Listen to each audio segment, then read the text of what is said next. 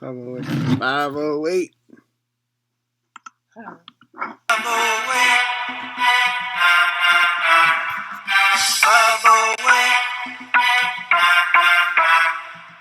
508 is where I'm from. 508 is where I'm from. 508 is where I'm from. See where I'm from, we don't use no gas and burners. We don't rip no corners. We're straight money earners. For you to see, make your whole family mourners. When we're done with you, they're gonna have to pick your ass up at the corners. Me and my crew will hit you with that right left. Leave you toothless, yeah, cause we're ruthless, yeah, that's some true shit. You don't wanna mess with cheddar in this camp. We left you cats in the ambulance, yeah. Food stands, leave your clothes bloody and damp. Then we're scooping up your trends. 508, where I'm from. 508 is where I'm from. 508 is where I'm from. See, I'm repping that medicine place media. My producer Gio likes the way I flow like an encyclopedia. Whack cats are on me like bad bacteria. That they get directed from a dusty-free lunch cafeteria. Central Mass is where I reside, where you can't run and hide. I can verify. Never statewide, leave you horrified because you're unqualified. Just...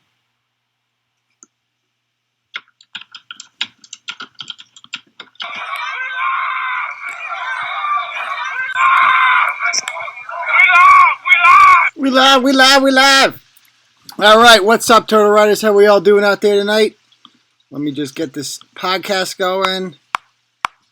All right, so we're live on the podcast. That's good. All right, so welcome, folks, to the Turtle Boy Live Show. Our weekly tradition here continues, quarantine style. Hopefully we get a good audience for the quarantine. We got a lot of good things to talk about. With us tonight, our special guest, backed by popular demand, North Shore Turtle Babe. How you doing, hon? I am fantastic. Thank you. I'm so happy to be here. You quarantined? Are you feeling good or no? You need to... Quarantined and I'm drunk. I've been day drinking since like 2 o'clock every day now. Like I show up to the office drunk every day and nobody says anything. It's great. What, you been hanging out with Bristol or something? That's a lot of drinking. I'm absorbing all the ratchetry around me. I took a page out of her book. Apparently. So, all right, folks. So, welcome to the show, guys. We got a lot of good stuff on tap for tonight. But how we like to start every episode of the show is with a little thing, of course, called Where You Reppin'? Let us know in the comments right now. Where are you watching the Turtle Boy Live Show from? Now, go.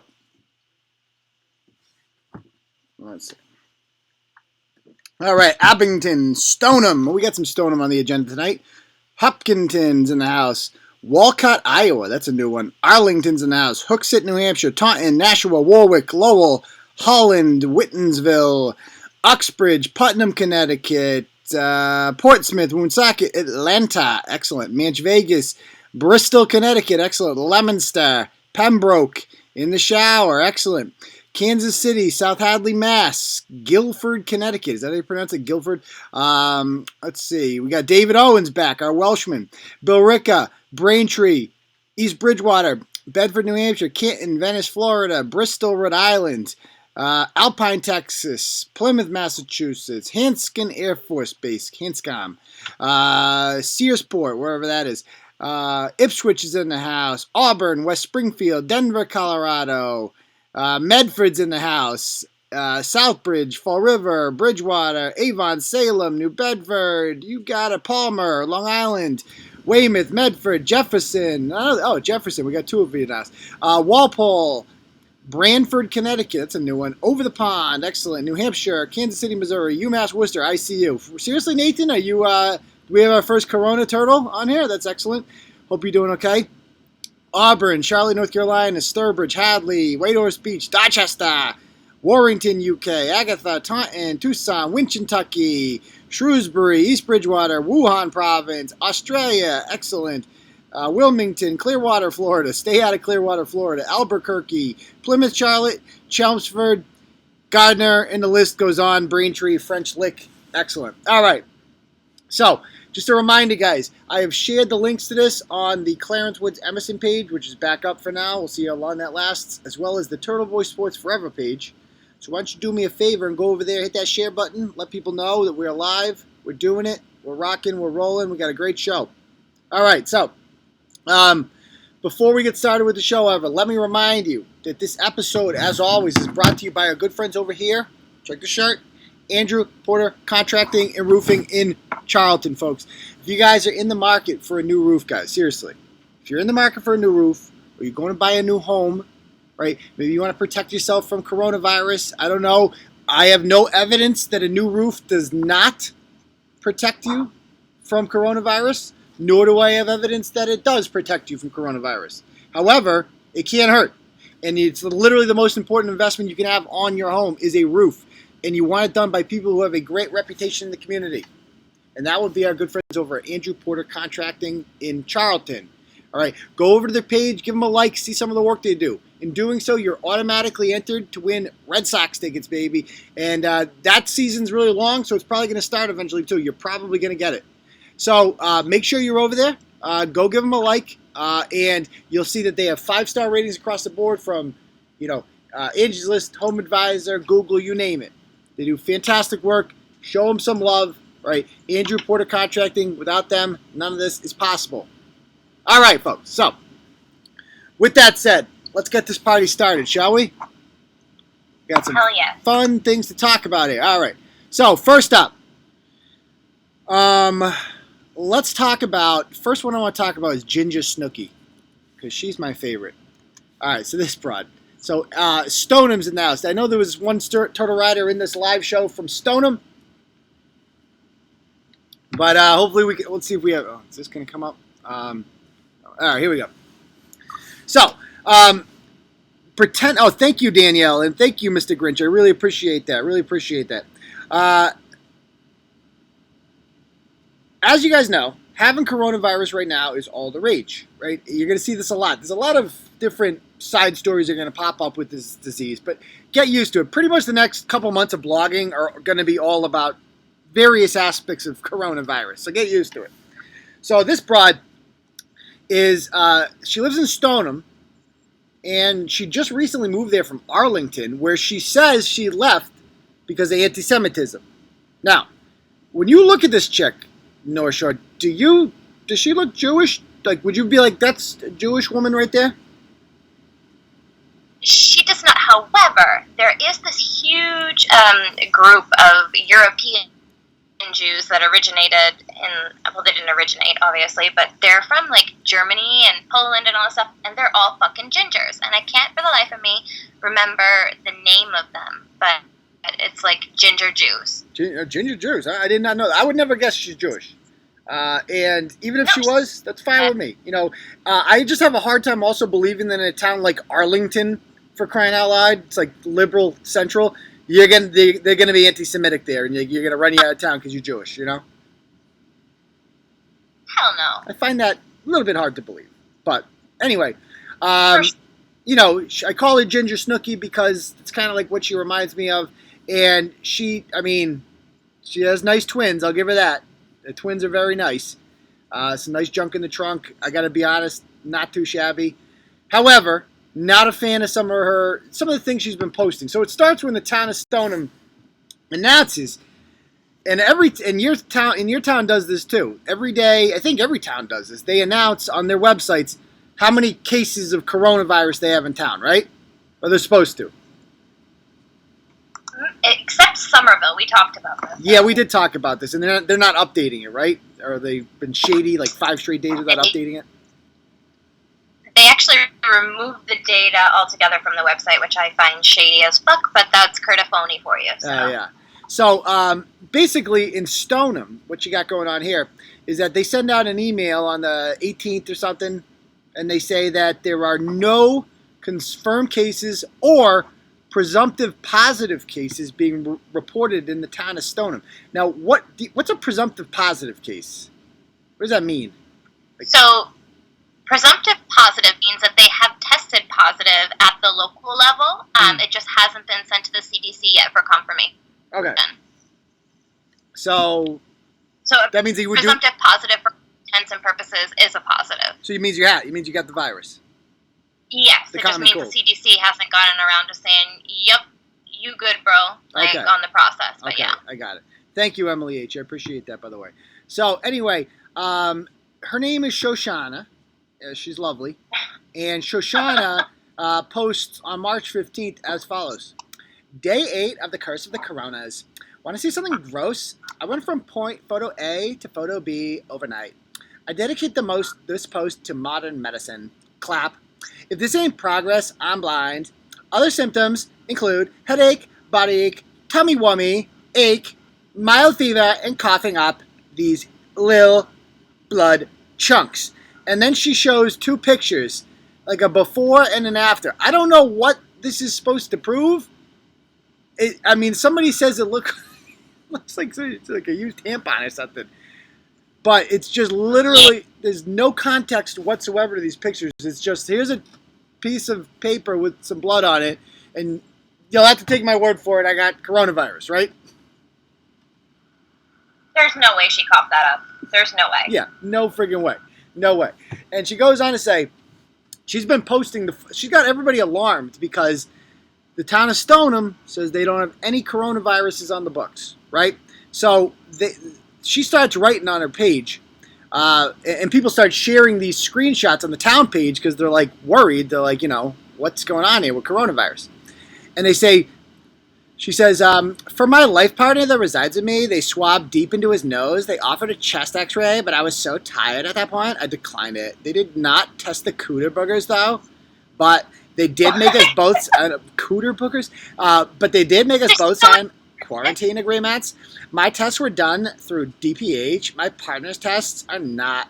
Mine will be back realistically in 3 to 5 business days, despite the turnaround time alleging 24 to 48 hours due to high volume. His, probably a month. Did that answer anyone? And then she goes on to say, to answer questions pouring into my inbox, yes. So basically, this chick posts this stuff on the page, right? On her own page, and it's a private page, allegedly. But as we know, there's nothing really private on Facebook. So she posts it there, and then other people screenshot it, and they share it in the town page, and like, what's going on with this? And then it gets back to her, and she says, to answer any questions pouring into my inbox, there are tests in Massachusetts. It is the DPH tests that are more scarce. You need to meet certain criteria to apply for the DPH test, not the insurance tests. In Mass, all insurance companies are under mandate to cover the test in full. I know people, including myself, were apprehensive with the $1,000 to $4,000 cost looming over their heads. My symptom progression is as follows. And then she lists them all, which she probably just Googled it. And she says, she found out, she also didn't give him her address. So she goes, how come there's nothing on the books coming out, right? How come the town of Stoneham isn't reporting this? So she says, you also don't have to consent to the DPH using your information. You're not obligated to give your home address. I gave my office address. My town released a thing saying there's no presumptive positive cases in town. Don't believe the rumors. Like, sweetie, you don't think I was smart enough to put a different address? Laughs in none of your business. Oh, it's too funny. So she says that she's not coming up because, she did test positive, but she tricked the Board of Health. Don't you get it? Does that make sense? We've all seen the fucking videos at this point of people going to get tested for coronavirus. And you have to literally take your ID and smash it up against the window. And I'm pretty sure they didn't allow her to put her office address on her license. Like, hello? Yeah, exactly. I assume you have to show ID. I mean, none of this makes any sense. So the chick posts about it in town. And they're more mad about the fact that they think the town's covering this up. Like, why isn't it? This woman says she's got coronavirus, and oh yeah, she's dropping her crotch fruits off at school too, which is problematic because it's like, if you have it, you have to assume your kids have it, and then they're spreading it to other kids, and that's how we get an epidemic, right? That's why we had to cancel school. It was insane that they didn't cancel school earlier, quite frankly. But, some people are still out there denying that this is like, this is fake news, this is a liberal conspiracy, all that shit. It's like, no. Yeah, no, just stop that. That's ridiculous. So she goes on to say, so she posts this whole thing about how she's worried about it, and she's more upset that the town is covering this up. And then Shoshana shows up, and she says, hey, Bethany, instead of making a post about me, maybe you could talk to me directly. And Bethany says, shouldn't it be coming from? It shouldn't be coming from you. It should be coming from the town. Like, that's my issue. And Shoshana says, but maybe they intentionally aren't causing mass hysteria right now because we asked for privacy. My poster said to private. How exactly did you get a hold of them? Okay, first of all, North Shore, there's no such thing as private when it comes to freaking coronavirus. No? It's like... No. That is it's a matter of public health, and it's everybody's concern. They don't have to give your name, but they do have to give your number. So, fuck you, bitch. Yeah, it's like, it's my concern because I can catch that too. Like, literally, we're all supposed to be in this together. Of course, it's a matter of public concern, right? And she's like, did you check the privacy settings? Hello? And she's writing on him, my kids have been going around telling other kids I have coronavirus, so the teachers have been getting emails from other parents if they don't have my contact info and just can't ask me directly. And people are like, can we see your paperwork? And she says, I was told by my lawyer not to discuss my test results due to that man's behavior. I can't confirm they're negative. All I can say is several epidemiologists and infectious disease specialists have reviewed my case, and I am being treated for it. Okay, so she's... Okay. Good. No treatment. There's no treatment for it. She's obviously not in the hospital. Treatment is stay at home, give yourself some fucking fluids, take some Mucinex, and stay off the internet. Like, I mean, that last part, maybe not so much. Yeah, exactly. They don't do that. Instead, she does the exact opposite. When this woman expresses concern about, like, everybody in the town getting it, she's like, gotcha. That's exactly the attitude everybody has. I don't care about this girl coughing up blood, struggling for her life. I just care about me and mine. In other words, translation, me. Why isn't everybody paying attention to me? I'm oppressed. And then she goes on to say, and I believe, so why would anybody target you? Because the Board of Health comes to her house with the cops all because of her Facebook post. They show up at her house and they're like, bitch, you got coronavirus. You got the bug. And she hands him some paper, or the husband does. Somebody hands her paper. We don't know what's on it. And then there's no conclusion. And so she says, and I believe it's because we are Jewish. And my older son is at the middle school. And he has shown me swastikas drawn in the bathrooms, which he avoids now because it's just triggering at this point. Like, enough is enough for him. So he has developed frequent UTIs from avoiding the bathroom. And I'm just like out of my depth here. I don't know what to do or what can be done. I feel so defeated. How embarrassing to throw your fucking middle school age son's business out there about his fucking weenus. Oh, God. How dare you? What is wrong with you? The UTI. She said you had UTI. Picture that boy. First of all, there's no swastikas in the bathroom. If there was, that's like the kind of thing that makes headline news. We all know that. Every time that happens, it's like a breaking news. Honestly, kids at that age, they know that it's so jarring and it's such an edgy thing to do that they do it. And it has nothing to do with racism. They just want the fucking attention from it. Exactly. So she goes, he's so triggered from the swastikas in the bathroom that he just doesn't go. And as a result of that, he's got a UTI. Like, what? Yeah. So this clearly an oppressed Jewish boy who lived in a camp at some point. You know, like his mom has at least $20,000 worth of body work on her between her ass and her fucking titties.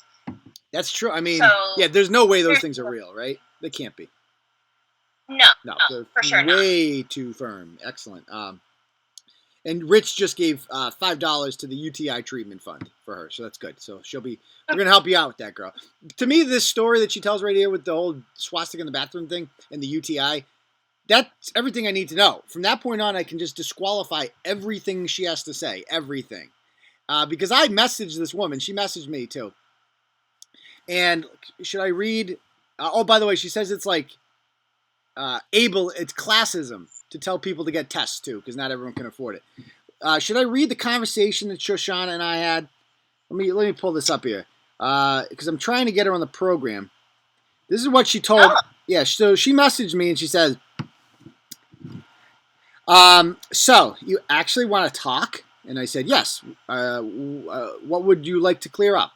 She goes, how do you plan on conducting this interview? And I said, I'll call you on the live show tonight or we can message here. And then she says, I didn't go to the window at all, like when the cops came. I was advised to stay 6 feet away from anyone not on quarantine. They saw my husband's discharge paperwork. And so she shows her paperwork, right? She did share this. I have to do a follow-up on this one. She shares the paperwork. And all the paperwork literally says it's like a generic thing of like what to do if you have symptoms. Like just stay home and shit like that. And don't interact with people and take some medicine and shit like that. And it doesn't even have her name on it. So it certainly doesn't prove she's got coronavirus. So she goes on to say, they saw a piece of paper that said he was tested and that he had signed a quarantine agreement, which we haven't broken. And so I have no intention of breaking quarantine.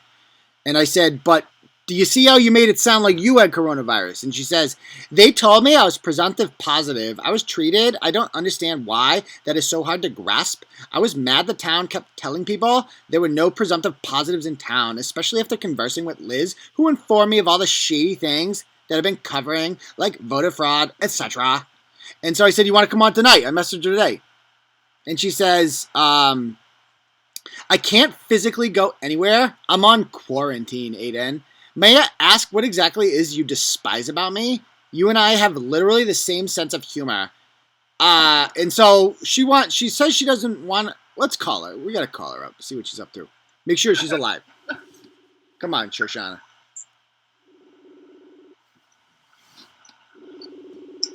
Probably sitting on the edge of her bathtub with some fever-induced hallucinations. We have to make sure she's alive, first of all. She might be dead from coronavirus. She might be our first. We've had deaths from coronavirus in the state, right? Just one. Okay. She might be number 2. Hopefully not. Thoughts and prayers. Thoughts and shares. Okay. So Shoshana might be dead. We don't know yet. She's not answering. A little bit worried. We'll find out later. All right. So that's our first story tonight. Let's go on to the next one. Talk about Heavy D Cups. We got to talk about this guy because he wants to call in. We got to get this guy on the phone. So another aspect of the corona thing is these people that are price gouging. I mean, I hate these people in North Shore. I hate them so much. The price gouging. You and me both. They're the reason why I can't find fucking toilet paper or, even soap. Soap is sold out now. I mean, I'm glad everybody is now washing their hands, but us normal people who didn't panic buy 100 gallons of fucking soap, we run out. You can't even buy soap? Like, legitimately? Soap? Like, can you get bar soap? I didn't see bar soap. I was looking for, the regular liquid hand soap, like the big jugs of them. I buy one, probably 2 or 3 times a year, and I had to go out and search for some this morning, and there was literally one on the shelf. Can you buy it on Amazon or anything? Amazon right now is so backlogged. I was smart because I heard the P&G supply chain was going to be impacted. So shampoo and home products and all this shit, we haven't gotten to the point where we're going to see effects from it. But it's coming. P&G said they're going to be short on 17,000 products. So it's pretty big. So I went and bought shampoo and shit, and it took, even with Prime, over a week to get all the stuff that I ordered. Damn. Well, that's not good, but... Yeah. Well, it's all because of douchebags like this here.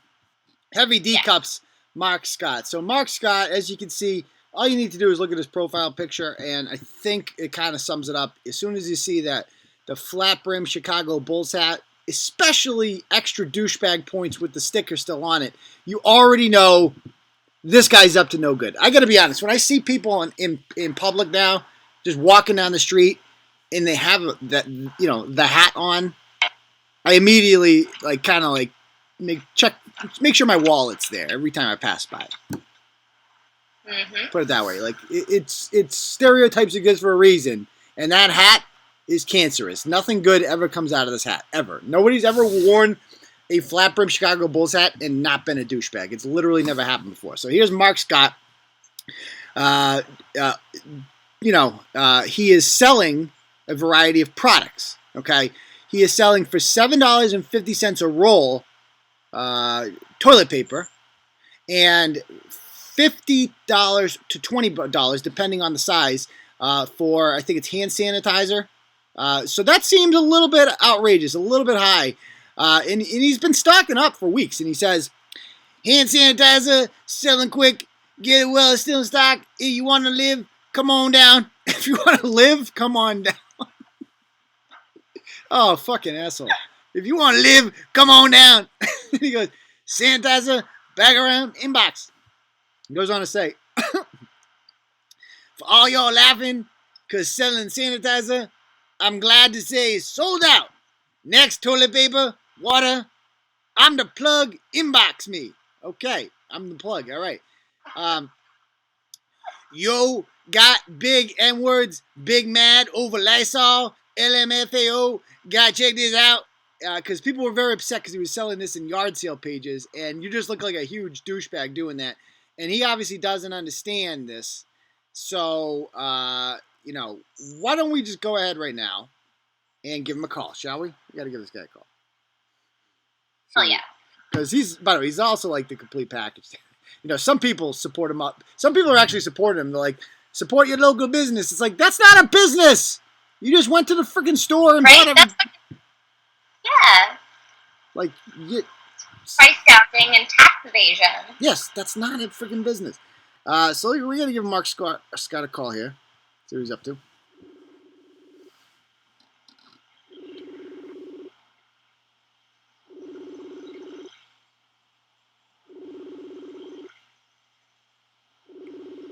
Come on, Mark.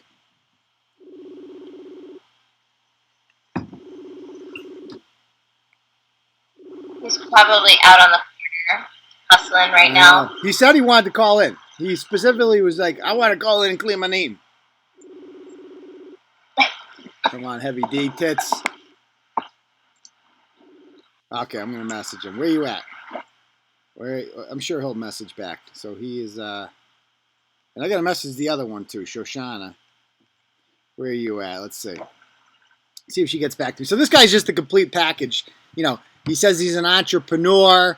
What else does he say? He's got some other ones. Good dick will have a bitch forgetting she deserved better. So if you ladies are single, he's out there. He's looking for you. We're going to give him a call back, hopefully, if he messages us. For now, let's talk about those douchebags on spring break from the freshman 15, Felicia and crew. Oh, my God. The big story of the week. I fucking hate them all. Let's see. Chris Rios wants to know if he's blocked.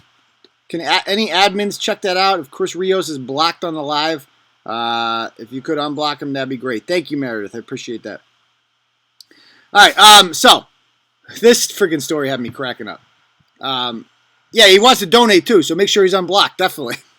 I don't know how that works. I can't do it right now, but if somebody could unblock him, that'd be great. All right. So let's talk about what happened in Clearwater, Florida. We've all seen this tape, right? Let's see if we can pull it up in one moment. So for some reason, now you used to live in Florida, right? Yes. What the hell's wrong with that state?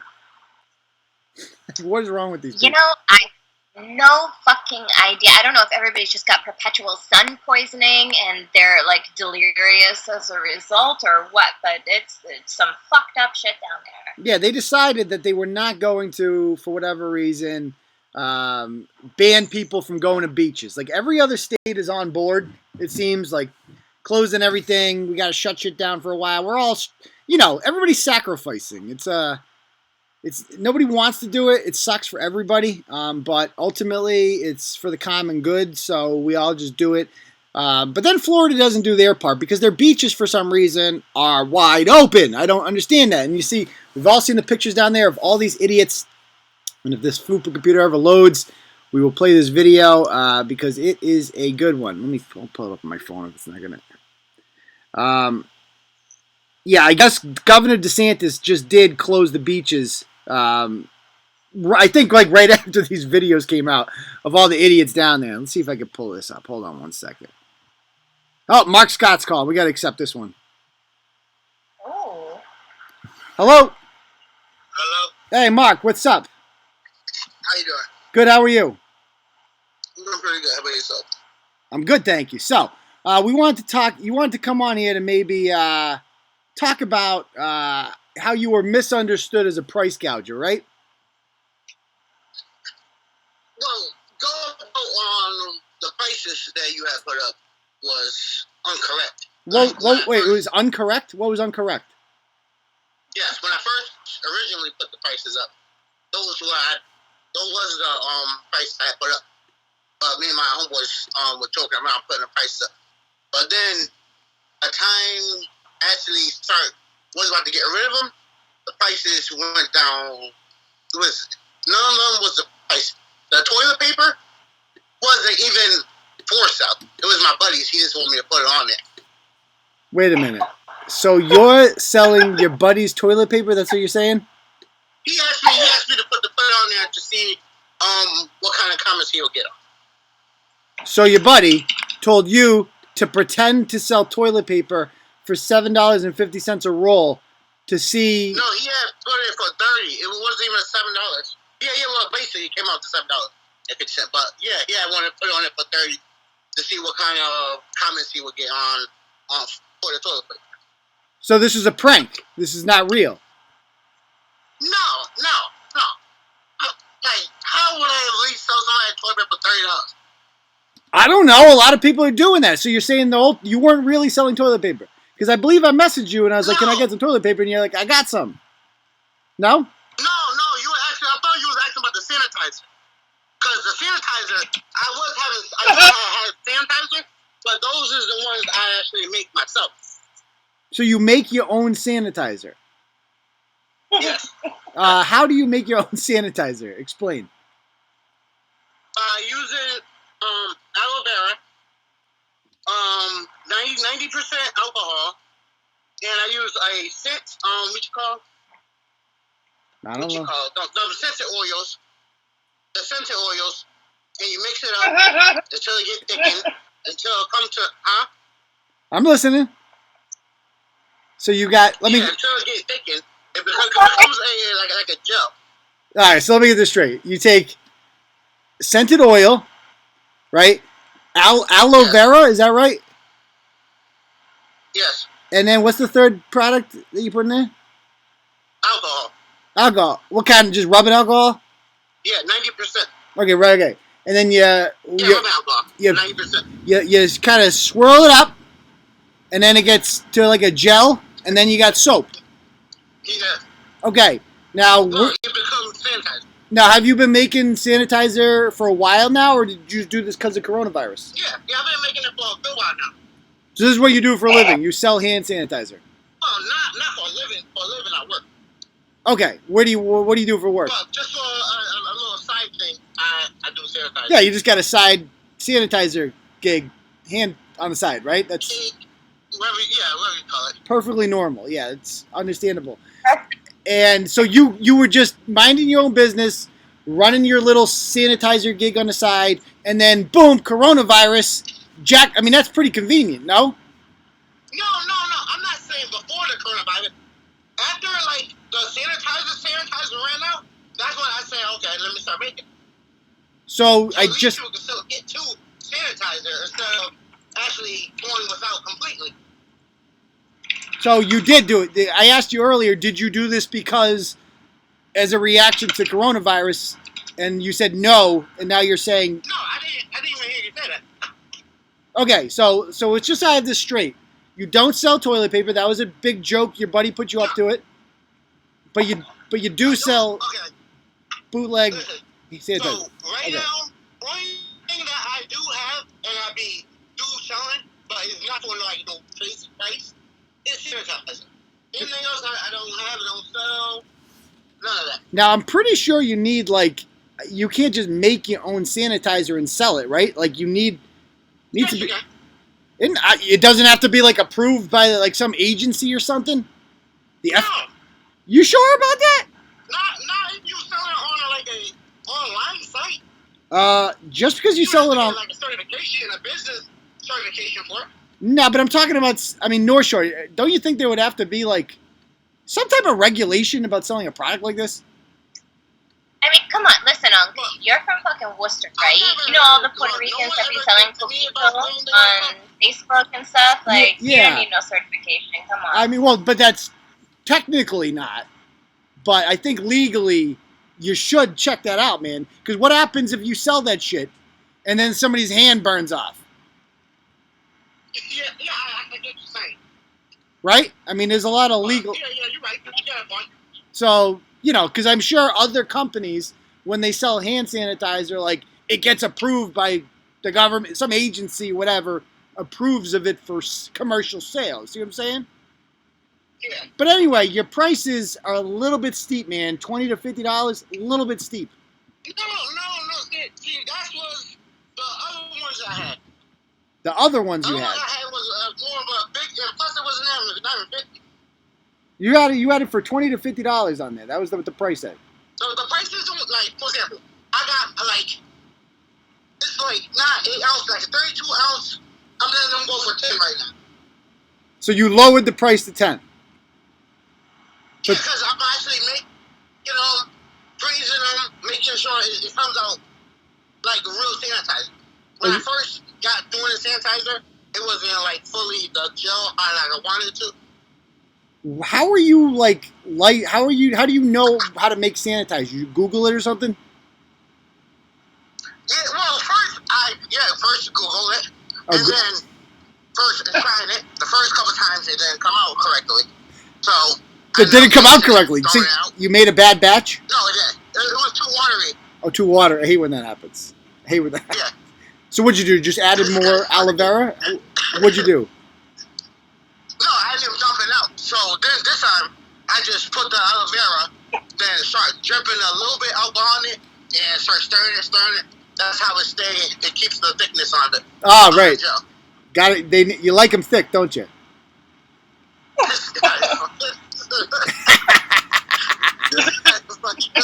We all do. That's okay. But so this whole thing, why were you selling them for 20 and 50 and now it's 10? Is it because of the public response? The other one was bigger.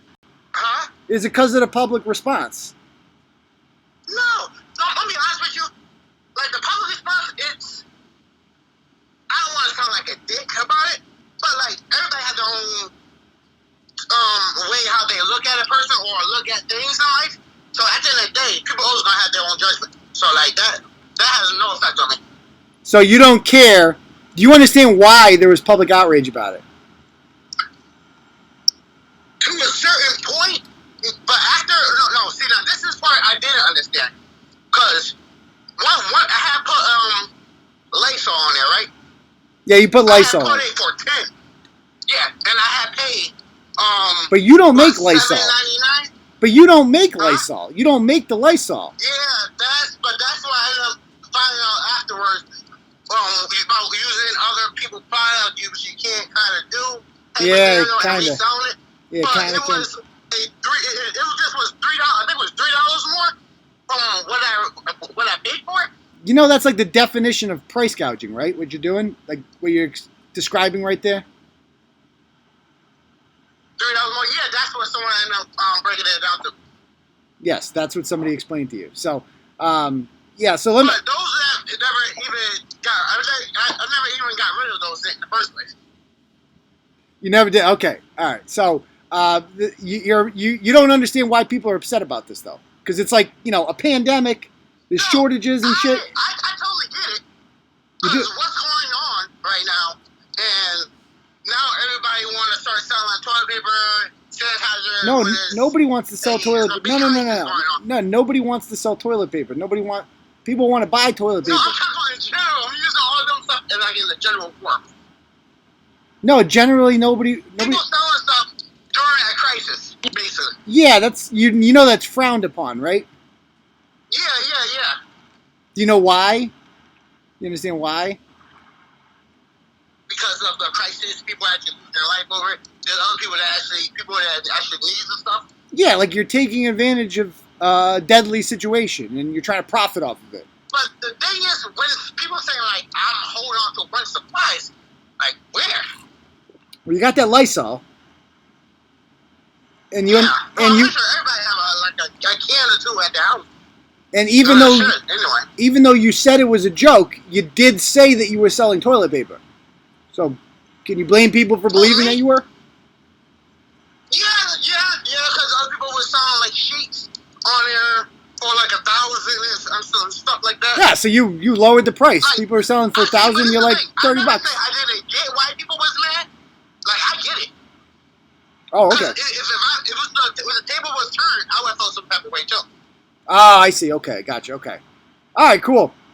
All right, well, let me see if anybody has any questions. Anybody have any questions they want to ask him before we move on here? Because I'm sure some people might have some questions for you. Let's see. You still with us? People want to know what are you? Yeah, people want to know what you're chewing on. Oh, sure, I'll go. I'm sure I'll go. Yeah. Are you paying taxes on the profits you're making off of this? Taxes, no. No, didn't. That's shocking. I really thought you were. People are saying. Oh, you mean taxes on stuff that I sell on Facebook? Buy and sell on a Facebook site? Yeah. What'd you think I was I'm talking? pretty sure nobody's paying taxes on that site. Oh, okay. People say, how do you? What the heck? Are people actually buying this stuff from you? Did you sell anything? Sanitizer? Yeah. I have a couple people picked up a couple of sanitizer from me. You did, but nobody ever called you for toilet paper? No. Okay, so that didn't. Okay, gotcha. All right, cool. All right, so thank you for coming on and clearing that up. It's my first time talking to anybody who's ever been in a situation like this. And you have a good night. You too. All right, bye. Oh my god, that's hilarious. Oh my god, he licks windows for a living. I shit you not. He's got up. There's so many times I wanted to crack up throughout that whole thing, man. I was cracking up for you trying not to snort and like full on fucking donkey laugh. That was ridiculous. When he described how he made it, I just like, yeah. So when I asked how he did it, he's like, "Oh yeah, I googled it." He's done his but research. At least he remembered the recipe off the top of his head. That's good. Yeah, he's like, "Oh, well, you know, alcohol. The first batch came out bad. The first batch did not work out too well. Too watery." Trial and error, though. At least he knew it was bad. Holy fucking shit. This was like a serious conversation about how to make your own hand sanitizer. We've never had that before at Turtle Boy. It's like, yeah. No, and I don't think he knew that he was being made fun of. I wasn't making fun of anybody. It was a very serious interview. Very serious. Anyway. Whatever. Mark, thank you. Yeah, so thank you. At least he came on. I'll give him that. He's got more balls than some people. So now let's talk about these douchebags down in Florida. You got to watch this video if you haven't seen it already. It is something else. Let me play it here. Impacted here by coronavirus, by COVID-19, and by the new cases that are emerging here in Florida. This is that's the wrong one. That's that's what the beaches look like, and then they interview these idiots, and that's where it gets fun. Let me pull that video up. Okay, this is one of the most legendary quotes of all time. If I get corona, I get corona. At the end of the day, I'm not gonna let it stop me from partying. All I gotta say to that is, thank freaking God the internet wasn't around when I was a kid. Did you ever go on? Sure. You didn't go on spring break, right? You missed out on that? I did. Yeah, because No. you're doing grown-up things. You know, like fruits. Yeah. Life came at you fast. But I did go on, and if I didn't get to go on spring break, I would have been bummed. But at the same time, I feel like I would have been, I would hope that I would have been mature enough to like understand that whatever. So let's watch these ding-dongs do their little interview on CBS. So like if CBS comes up to you, if you're in Florida and you're at spring break and everybody else is quarantined and the news is down there looking at interviews, guess what? You're not going to look good if you agree to do an interview. Like, this is not going to work out the way that you planned. So he comes on here and he decides he's going to do it. Let's check out what these geniuses have to say. If I get corona, I get corona. At the end of the day, I'm not going to let it stop me from partying. You know, I've been waiting. We've been waiting for Miami spring break for a while. About 2 months we've had this trip planned. 2-3 months. We're just out here having a good time. Whatever happens, happens. Whatever happens, happens. If I get corona, I get corona. We can't. Yeah, there's a pandemic, but guess what, North Shore? They've been planning this for 2 months. He can't quit now. Well, Jesus he's definitely in too deep, and this was the responsible course of action. Yeah. For sure. Very sure. So she goes, here's another one. Brianna Lita says, let's see what she says. It's really messing up with my spring break. What is there to do here other than go to the bars or the beach, and they're closing all of it? It's really messing up. I think they're blowing it way out of proportion. I think it's doing way too much. Doing us bad. We need to. So way out of proportion. I think it's really bad. I can't get white girl wasted and get tag teamed by a stranger, right? That's a big inconvenience in my life. I came down here to have sex with a bunch of dudes who I'll never remember the names of, and they'll get whiskey dick and leave in shame anyway, and we'll call it a night. But this fucking bug, man, it's like wicked downer. But, we're going to keep partying anyway. And this guy's name is Atlantis Walker. Atlantis. Let's see what he says. What they're doing is bad. The refund. This virus ain't that serious. It's serious. It's more serious things out there like hunger and poverty. We need to address that. Yes, sir. Yes, sir. What's the guy in the background? Buzzwords. What is this, fucking Mr. Ratchet America? Like, what the fuck? His name is Atlantis. What do you expect? And true. He's coming in here and he's saying, "Oh, it's not a big deal. Oh yeah, we want a refund. There's bigger things we got hunger and poverty. That's way more. We should be fixing that instead of coronavirus." And then there's this chick, Shelby Cordell. She's a real gem. I mean, we planned this a long time ago, and it was kind of up in the air if we still go, but, we're here. I just turned 21 this year, so I'm here to party, so it's kind of disappointing, but we're just making the most of it. We met these other people in our little Airbnb spot, so we're just hanging out with them and trying to get drunk before everything closes. Oh, she's my favorite. She's my favorite. So, obviously, I want to know everything about these people, so I look them up. That's what we do best in Turtle Boy. We find out everything about you. And, man, there's some winners there. We got the best two were the last two. Like, we went, we looked through all these people, and we found all their Facebooks. And, man, this chick is something else. I'm going to try to call her momentarily. She's blocked Clarence on Facebook. That is over. So I'm going to log into another account and call her in a moment. There's Atlantis in South Bend. No wonder he wants to get out. I mean, if that's where you go home to, you might as well get coronavirus and die. So I can kind of understand where he's coming from there. But Brady Schluter is his name.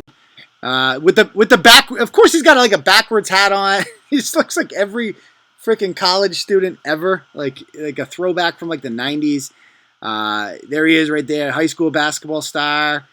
Living spring break, can't give it up, can't miss it for the world, worth dying for. It is what it is.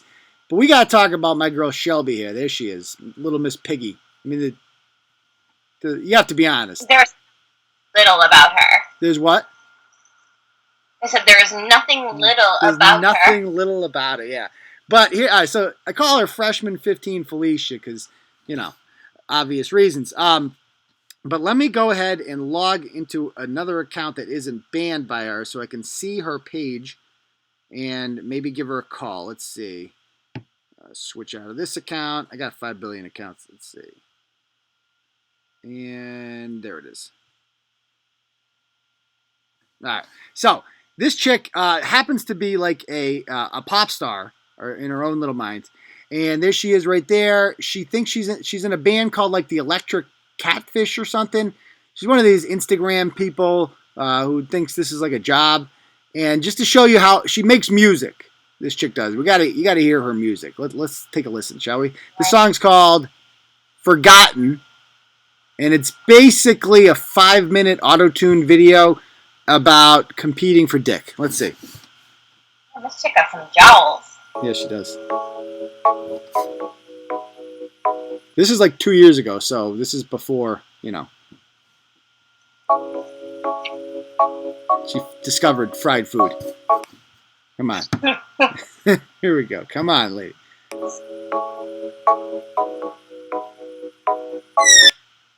Come on, Fupa computer. Don't do it to me. Give it to me. I promise it's that awful. Not that long ago, I thought I would have died. Couldn't survive without you.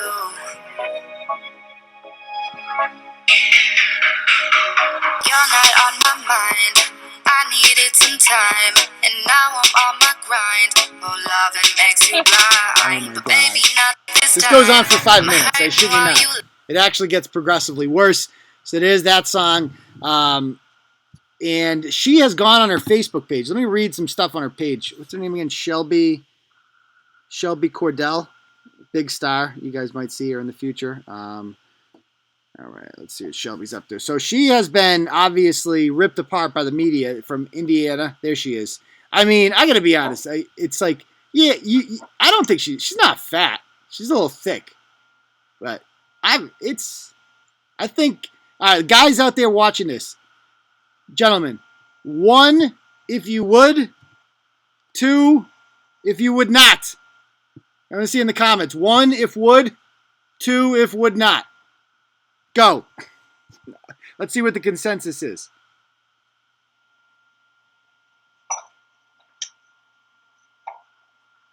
Abby said she dipped in that pie. We got 1. Let's see. 1. 1. 1. 1.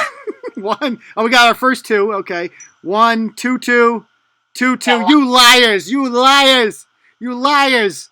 All these 2s are coming over. Oh, come on. You guys are liars, man. 2, 1. Come on. Come on. You all would. Stop it.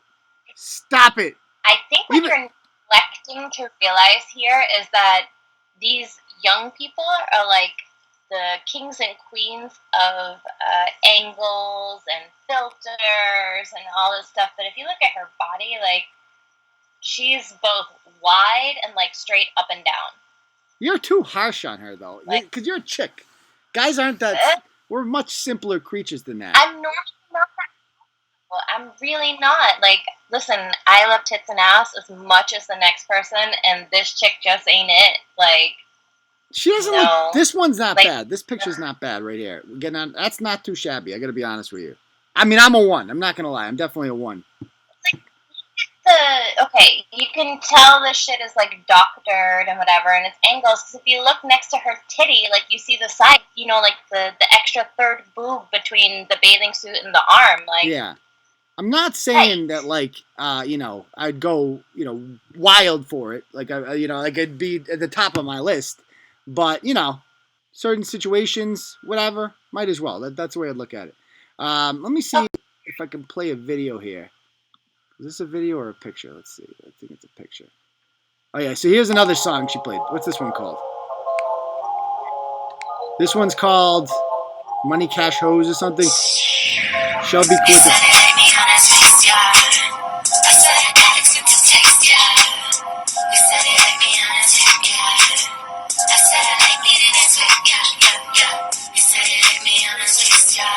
This is a song. That's a song. What does that even mean? What? Kids like this shit. Am I a boomer because I find this shit weird? yeah, I think you're a boomer. Oh, come on. No, I'm not that bad. What else? I'm kidding. Oh, this is my favorite one. Check this one out. This one's called Me and My Whore Friend or something like that. Here we go. Come on, turn the volume up. All around me, ice. I like all things icy. If I want it, know it's pricey. Lot of bands, lot of icy. Run it up like a track beat. I like all things icy. You can have my man, don't try me. Only pulling up if you pay me. There it is. Don't play me. Yeah, that's how you come home pregnant from spring break, right there. All right, so we got to call her up, shall we? We got to call her up. Let's see. Oh yeah, please. All right, let's call her. Come on, Shelby, don't let me down. Big pop star. Because she went on the news and she did another interview. I think I missed that one. Yeah, I didn't follow up on it. It was right after the blog came out. She went on her like local news station, and played the whole victim card. Because this is what she did. We're gonna see in a moment. Come on, Shelby, answer the phone. Oh, this song's a fucking butt and a half. This one's even worse. Check out this guy. On a marathon. When we were young and I ain't even know. I used to call you on my motorboat. Hit my last so I can slide upon you. And when we take it home, all about it. When we get it home, talking about it. When it's us, I'm feeling all around it. You know you have no talent when you have to like kind of throw the words all together into like one gigantic word. And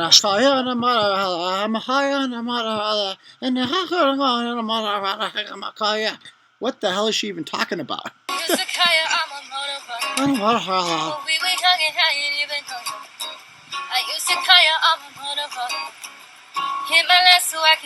This poor guy, you know he's stuck in the friend zone forever.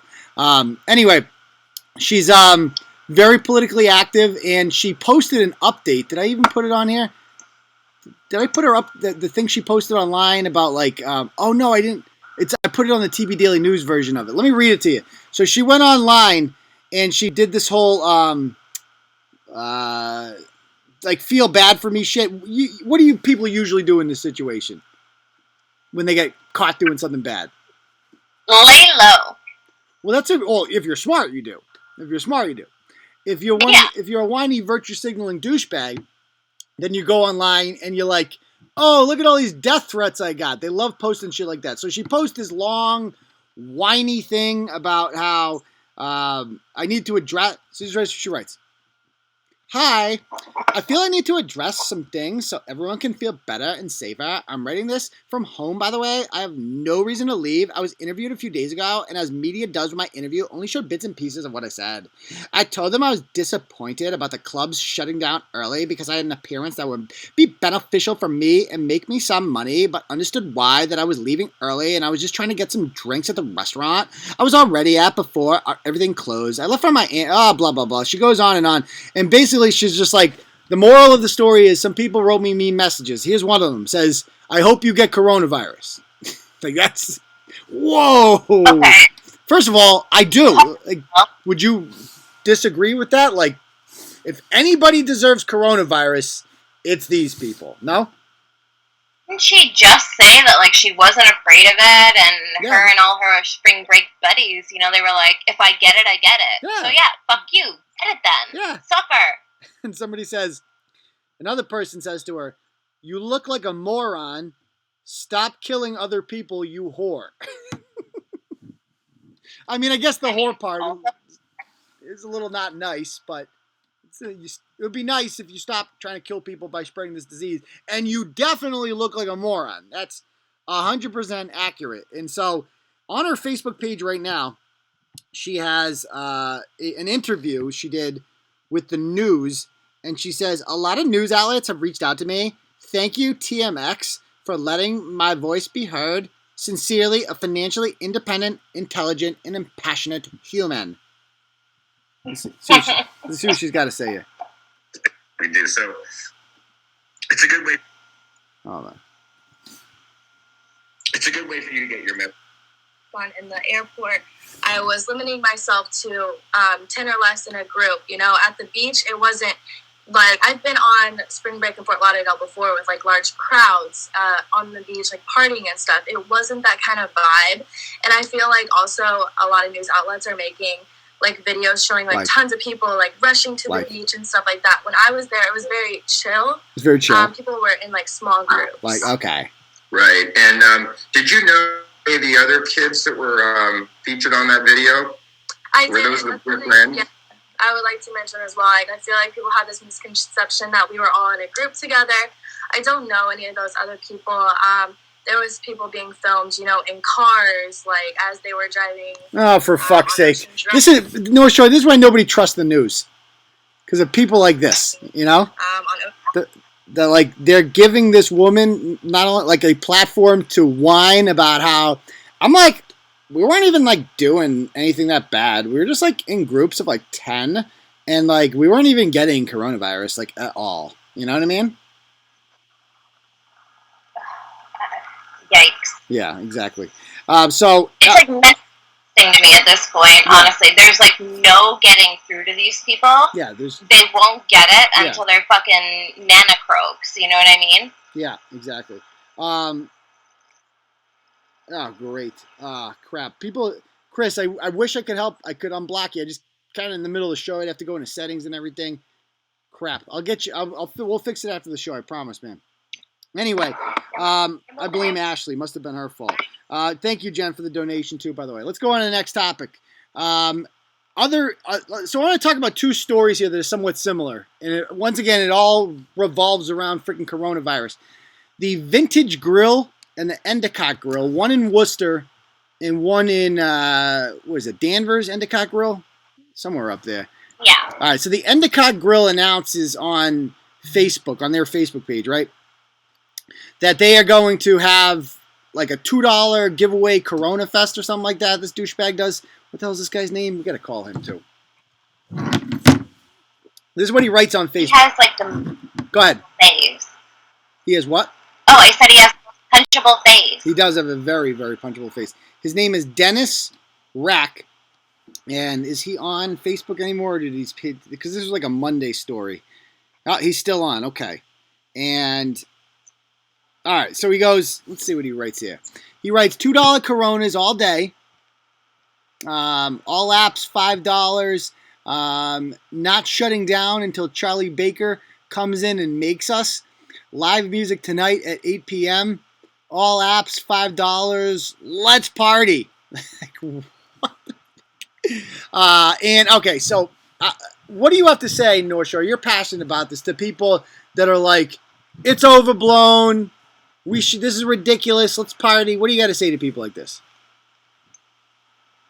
All you have to do is look to Italy and find yourself a video of one of the hospitals there and see for yourself with your own two eyes. There are patients stacked on top of each other in these weird fucking bubble apparatuses to keep the pressure regulated for their lungs.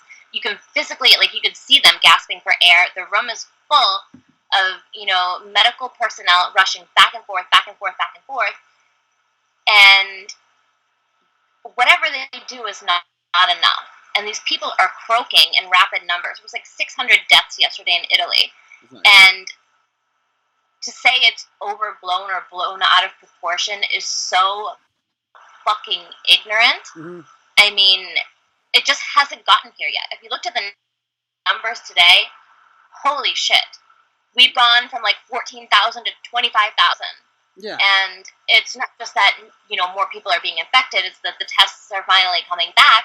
But, there's still so many cases out there that haven't been reported. Mm-hmm. We're probably close to 50,000 at this point. And we haven't, we've just started. So, like, the whole idea of shutting shit down is literally to avoid becoming Italy. Like, because once it happens, it's too late. There's no turning back. The hospitals get overcrowded. Like, literally the whole point is to prevent that from happening. And hopefully it just lasts a couple months, right? We've been quarantined for like a week or so like that. And, it sucks. I feel terrible for people in a financial situation that this is going to hurt them. But ultimately, would you rather get coronavirus and die? Because that is a distinct possibility. That's the alternative. Do you want to sit here and maybe suffer a little bit and wait for the government to sort this out? Because ultimately, they're trying. Do I trust the government fully? No, not really. But there are measures in place that are like unprecedented right now. You could call your bank, your mortgage company, and have them, defer your payments for 120 days, which is like unheard of. You can call and get your car note deferred. Banks aren't charging overdraft fees or, ATM fees or any of that shit. Like, you will be fine. Trump is going to send you a check this, coming month, and then probably the month after. There's going to be protections in place. It's going to be uncomfortable, but the alternative is death. So, tough choice. Pick your poison. Yeah, tough choice. So, it's not good at all. People are saying even if it doesn't kill you, it lowers your lung capacity for life, I guess? Yeah. That's true? And men are, yes. So you have, limited lung capacity, and then studies have shown that it makes a lot of men infertile. Ooh. That's not, well, that might actually work out with some folks. Especially as long as it's just in Lawrence. As long as it just affects Lawrence, we should be okay. And maybe Worcester too. Wouldn't hurt. But anyway, so the guy, it ends up becoming a big story because, first of all, the worst part about this is, like, you're the general manager. You don't even own the grill. Like, you look so bad doing stuff like that on the company page, and you're literally hired to manage the place. And what are you doing? You're throwing friggin' St. Patrick's Day parties, like literally at a St. Patrick's Day party. And did you see some of the people that were there? They're all old. It's all old timers, yeah. Yeah, like literally it's just a bunch of old guys. And he responded to all of them, and he's like, he made it clear, this is not a joke. Like, this is legitimate. So it blows up in his face. The next day, he comes on and he says, let me read it. Last post I'll make on the matter. Yesterday, I made a stupid post for an event for our last day of opening in a time, blah, blah, blah, blah, blah. So he apologizes. It's a long thing. Basically, the owner probably called him and is like, dude, you're fucking about to be fired if you don't take that shit down. But yep. The other story that involved something similar out of this is out of Worcester. I feel like we could do so many stories on this. But there's this place called the Vintage Grill, and it's right in Shrewsbury Street in Worcester, and this is now after the ban is in place. And I knew this would happen eventually, right? That people would, as long as they're allowed to do takeout restaurants, which they should, I have no problem with that. Do you have a problem with the takeout thing? No, and I think they should take it that step further, like they've been talking about, and like other states have done, and allow takeout alcohol, like whatever to supplement sales. Wait, are liquor stores all closed too? Liquor stores are open still, yes. But you know, some people prefer to have their drinks mixed for them. You know? Yeah. That's true. So this thing in Worcester happens for the first time. We see a restaurant gets busted serving booze, according to the Worcester police, and that there was a bunch of patrons in there. They said. Now it got interesting because this woman shows up named Robin in the comments, Robin Caruso, and I checked the inbox today, and she messaged me on Thursday saying, like, can you help me out? I've been wrongly accused, blah, blah, blah, blah, blah. And so I'm always willing to give people the benefit of the doubt, and some people who I do trust have vouched for this woman, and they said she would never do this. But the only other alternative to this, right? What you're saying is that the police are lying, right? That's what's being alleged then?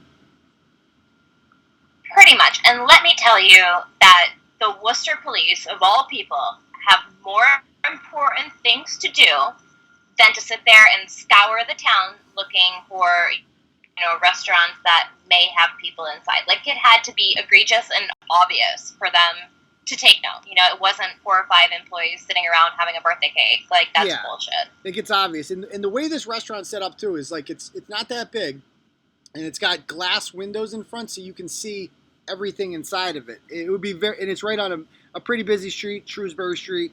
It's like the big restaurant street in Worcester. You would notice it right away. Go ahead. Oh, I just said Oh, I thought you said it. Hold on. Okay. So the Worcester police announced that they are that they go by there and that they see a bunch of people being served food and beverages and seated, etc.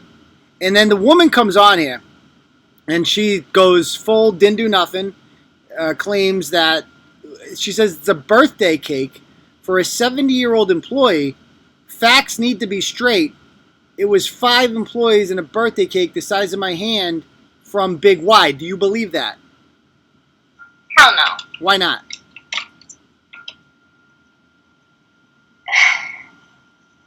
Who does that? First of all, like, oh, we're just gonna have your birthday here tonight. Like, no, dude, not at that time. Like, in the middle of service, because they're still doing takeout, right? Yeah, they were doing supposedly. Takeout. Supposedly, yeah. And it just doesn't make sense. Yeah. None of it adds up. During the middle of coronavirus, you're gonna come over here and have a birthday cake. I don't know. Maybe there's a cake. I don't know. But the bottom line is, she goes on. She keeps insisting it. Because we're all sitting here cleaning and trying to stay alive with takeout. We honestly did not think it was a big deal. It was 4 of us working. And I knew this line would be blurred somewhere. Because I always said that. I'm like, what if a restaurant had patrons in it, right? But they just said they were employees. How would the police know? Exactly. The bottom line is, you should not feed your employees there. You should feed nobody. Just to be on the safe side, I think that should be the rule. Just like, don't sit there in a restaurant and eat food. I think that's just a bad idea to begin with. Eat in your car, something. I don't know. Do something. And she's like, are we not supposed to feed our employees? No, you're not. You don't have to feed your employees. I don't go to work to get food. Get your own food, And my big issue with this is that all the other if I was her other restaurant owner, I would be furious about this. Because I'd be like, I'm sacrificing, I'm doing my part, I'm following the law, and my competitor down the street is having business there, you know? Exactly. Thumbing their nose at the fucking law and dragging this shit out because the longer people don't comply and do what they're supposed to do, the longer it's going to take for us to get this shit under control. Yeah. And so she keeps insisting on the birthday cake thing, but it says right there in the police report, numerous patrons, food and drink served to seated customers, not employees. So somebody's lying here. Now, she says there's a tape. And so I'm like, okay, cool. Problem solved. Show the tape, right? But now she says she can't show the tape because the tape has been confiscated by the Worcester police, which is like, very convenient. I'd like to say it's very convenient that they can't show it. And she goes on to say, let's see, our maintenance guy, she keeps sticking to this story. And she goes, I'm going to tell, and by the way, there's this legal expert here, the ginger chick, another one, Holly Landry, says that this is libel on the part of the police, that the police are posting a report, and it's libelous. And meanwhile, I come in there and I'm like, I don't think it's libel. And she's like, yes, it is. I went to the Bristol School of Law. I'm very familiar with this and that. I'm like, I don't want to sound cocky or anything, but I'm like the one guy in America you can't lecture about libel. I'm kind of an expert. Like, I get sued for libel all the time. Literally, all the time. I've never lost, never been to trial. I've paid a lot of money, but I've never lost. So I feel like it's like aggravating because it's like I'm an expert on libel, and you're some ginger on the internet, and you're lecturing me about it, and you think you're an expert, so fuck you. And not only that, police reports are worded in such a way that they cannot be libelous. Yeah. Maybe she had Professor Michael Gaffney. And that's the thing. By definition, a police report cannot be libelous because it's a report of facts, of things that they witnessed. It's not like... Exactly. Yeah, like you can't... It's almost impossible. If that was the case, if it was libelous to post a police report until you were found guilty of something, then literally there could be no courthouse records in the paper. There could be no news at all. Like if somebody's arrested for something, well, we can't report it because his trial hasn't been... Like we would not know O.J. Simpson was ever charged with murder. Nobody would know about that, right? Because he's found not guilty. It's called allegations. Like, hello? Yeah, it's just how you word it, you know? So Mass Live does end up doing it, and guess what they say? She goes, I'm going to tell Mass Live the story. So she does, and then Mass Live interviews her, and she interviews the cops, and they're like, oh yeah, we caught her on film selling alcohol. So, now she insists that the cops are lying about this. So it all comes down to who do you believe, her or the cops? Now, I don't know her, and I don't know the cops, but I know the institution of the police, and I generally find them trustworthy, right? Yeah. I mean, maybe if this was like Chechnya or some shit, then you could understandably doubt the police. But I feel like in America, it's pretty hard to believe that the police would go out of their way. Like, why her? Why would they frame her of all people? Exactly. And like I said, the Worcester police have a lot more pressing matters to concern themselves with. Like, this had to be very obvious, and somebody probably tipped them off, honestly. Yeah, that's actually a good point. It wouldn't be surprised, because it's not like the Worcester police can go to every restaurant in Worcester, even though this is kind of a main street. Although I'm sure there was I'm sure in the morning roll call, that's one of the things that what the lieutenant probably told them to look out for, right? Like, keep an eye out. But at the same time, like, all these other restaurants are doing takeout too, so they're open. So it had to be very obvious, and they probably got a tip, is my point, because other restaurants have employees, like, puttering around in them too, you know what I mean? Yeah. Next thing you know, she's going to say it's because she's Jewish, Merrimack says. Good point. And by the way, this post that was made on the 17th is kind of ironic. It says, I found out today when times get tough, we stick together. I cannot tag. I mean, come on. So anyway, I told her, I'm like, hey, she messaged me. I'll read my conversation with her real quick. It says, let's see. Where'd she go? Where'd Robin go? She messaged me and she said, I only have blurry still shots. Because I said, do you have the tape? And she says, I only have blurry still shots off my phone. And she messaged me, and it's like, it's a picture. She did send me a picture of a cake. There was definitely a cake there. Look at the second picture. It is a picture of two people at a bar. I don't know who's who. There's no context to it. And that's it. We have no idea what time this video was taken. There could have been people in there earlier. I don't know. The truth will prevail. And I'll tell you, Robin, let me be honest with you. I'm fair, if anything, if not anything. If this comes out and you were set up by the Worcester police, I'll roast them too. Right? I will get to the bottom of this. Yeah. Like, feel free. If you didn't do nothing and this all comes out in court that you didn't do nothing, because I have a hard time believing the police are going to file a criminal complaint. They're going to go in front of a judge, and the judge is going to say, what evidence do you have that this woman is selling, was violating this order? And they're going to be like, oh, we don't have anything. It's going to be a little awkward. Exactly. Do you think they're going to there and there's going to be, first of all, everybody's running on skeleton crews. There's 3 or 4 people staffing entire restaurants right now because they can't afford to pay people. Yeah. Do you really think she has 15 fucking people in there working for takeout? And you said it's not really a huge place, right? No, it's very small. So, I mean, come on. Yeah, exactly. It had to have been obvious. Yeah. And she probably was a cunt about it. Yeah. And they were like, you know what, bitch, fuck you, we're going to write this up. You know what I mean? Instead of telling her, hey, clear everybody out. Knock it off. They probably would have given her a warning if she wasn't a bitch. You think so? Yeah, I can picture that. But I don't know this woman. And, maybe they were looking to set an example. But what's wrong with that? What's wrong with setting an example of someone? Sure, exactly. To let people know it really is a fucking serious situation. Yeah, but I don't know. They were going to do that to somebody, and now other restaurants, the word is out. If you do this, the police are going to bust you up, and they're going to publicly shame you. And it's not going to be good. It's not going to be good for business. So, who else isn't good for business? I fucking hate this guy, Luke Noble. This douchebag.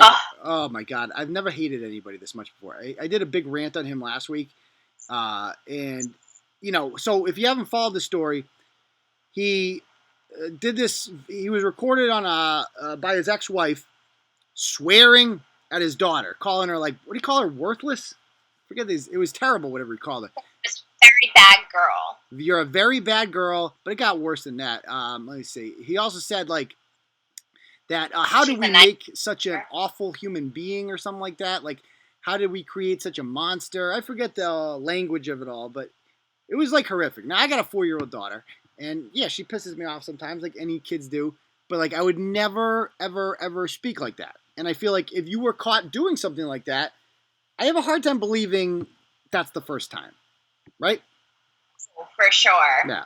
You can tell he's so comfortable with the way the words are spilling out of his mouth that this is not the first tirade against that poor baby. Yeah, definitely not. And I just feel like if you act like that, how else do you act around your kids? You can't be the first time yelling. Acting around kids. And as it turns out, guys, it's a lot worse. So I got messaged about it. It's a lot worse than just that video. That video was a microcosm of who this guy is. He is not dropping out of the race for state. He's running for fucking Board of Selectmen. And you're going to see you are going to be blown away by the amount of people commenting on the North Andover Citizen Facebook page. Go and look on the North Andover Citizen Facebook page. I'm blocked from it now because I commented the truth on there. And all the people who are rushing to his defense on there saying, oh, it's just 45 seconds of bad parenting caught on tape. The wife is the real problem. Ex-wife is the real problem for taping it. Blah, blah, blah. It's how on earth could you watch that video and be like, it's just bad. It's a bad moment. I've never had. Exactly. And not only that, the way the wife is so calm and trying to calm him and saying, let's all be happy now, just speaks to how comfortable she is with this, knowing that this is who he is. You know what I mean? She's scared of him. I think that's very clear. Absolutely. I'm not blaming her by any stretch of the imagination. She is a victim in this, too. Yeah. He says, you're a bad girl, and you deserve nothing! Let me play it one more time. It's not pleasant. Let me play it real quick. because he ended up shutting down his Facebook page, his, North Andover. I have ever seen.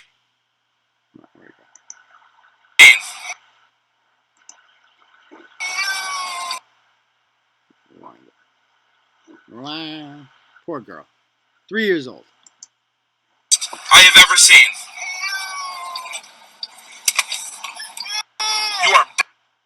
You're bad.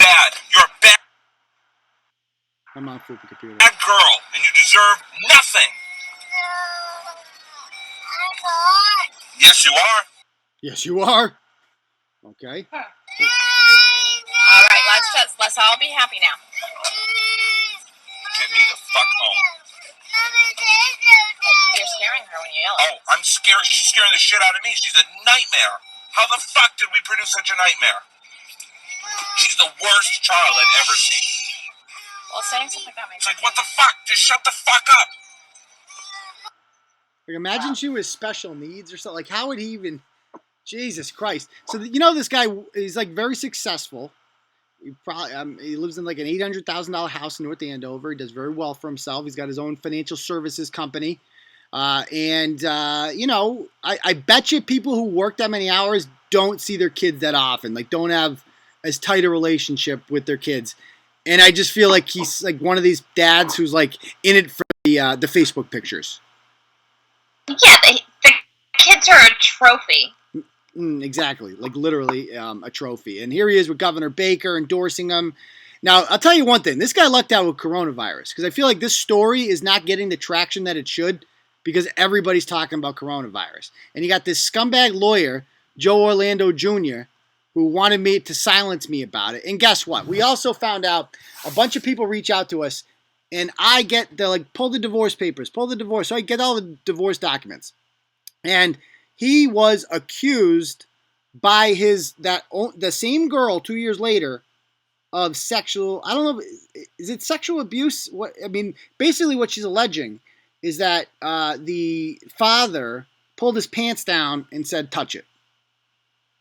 Like, I can't, it's disgusting. It's like, it's an allegation from a 5-year-old, granted, but she told the pediatrician, the therapist, the mother, the grandmother, and the mother's boyfriend. 5 adults she told the same story to. Now, could she be lying?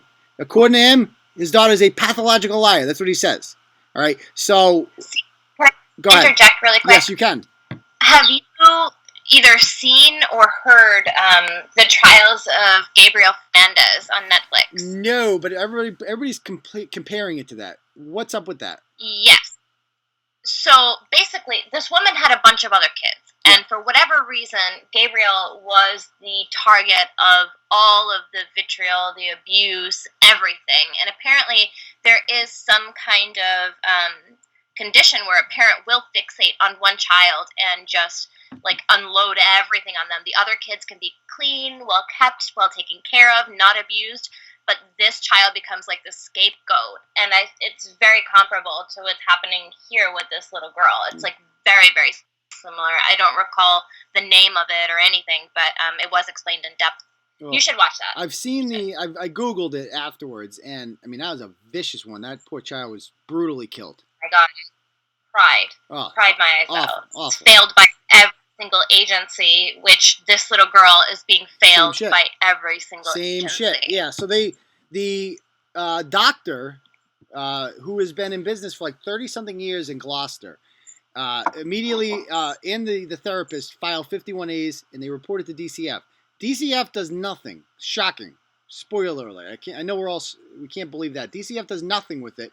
Now keep in mind, ultimately DCF is a state agency, and Charlie Baker is the head of the state. So was there a call there? I don't know, but it's definitely suspicious to say the least. Although DCF has dropped the ball plenty of times before, so you never know.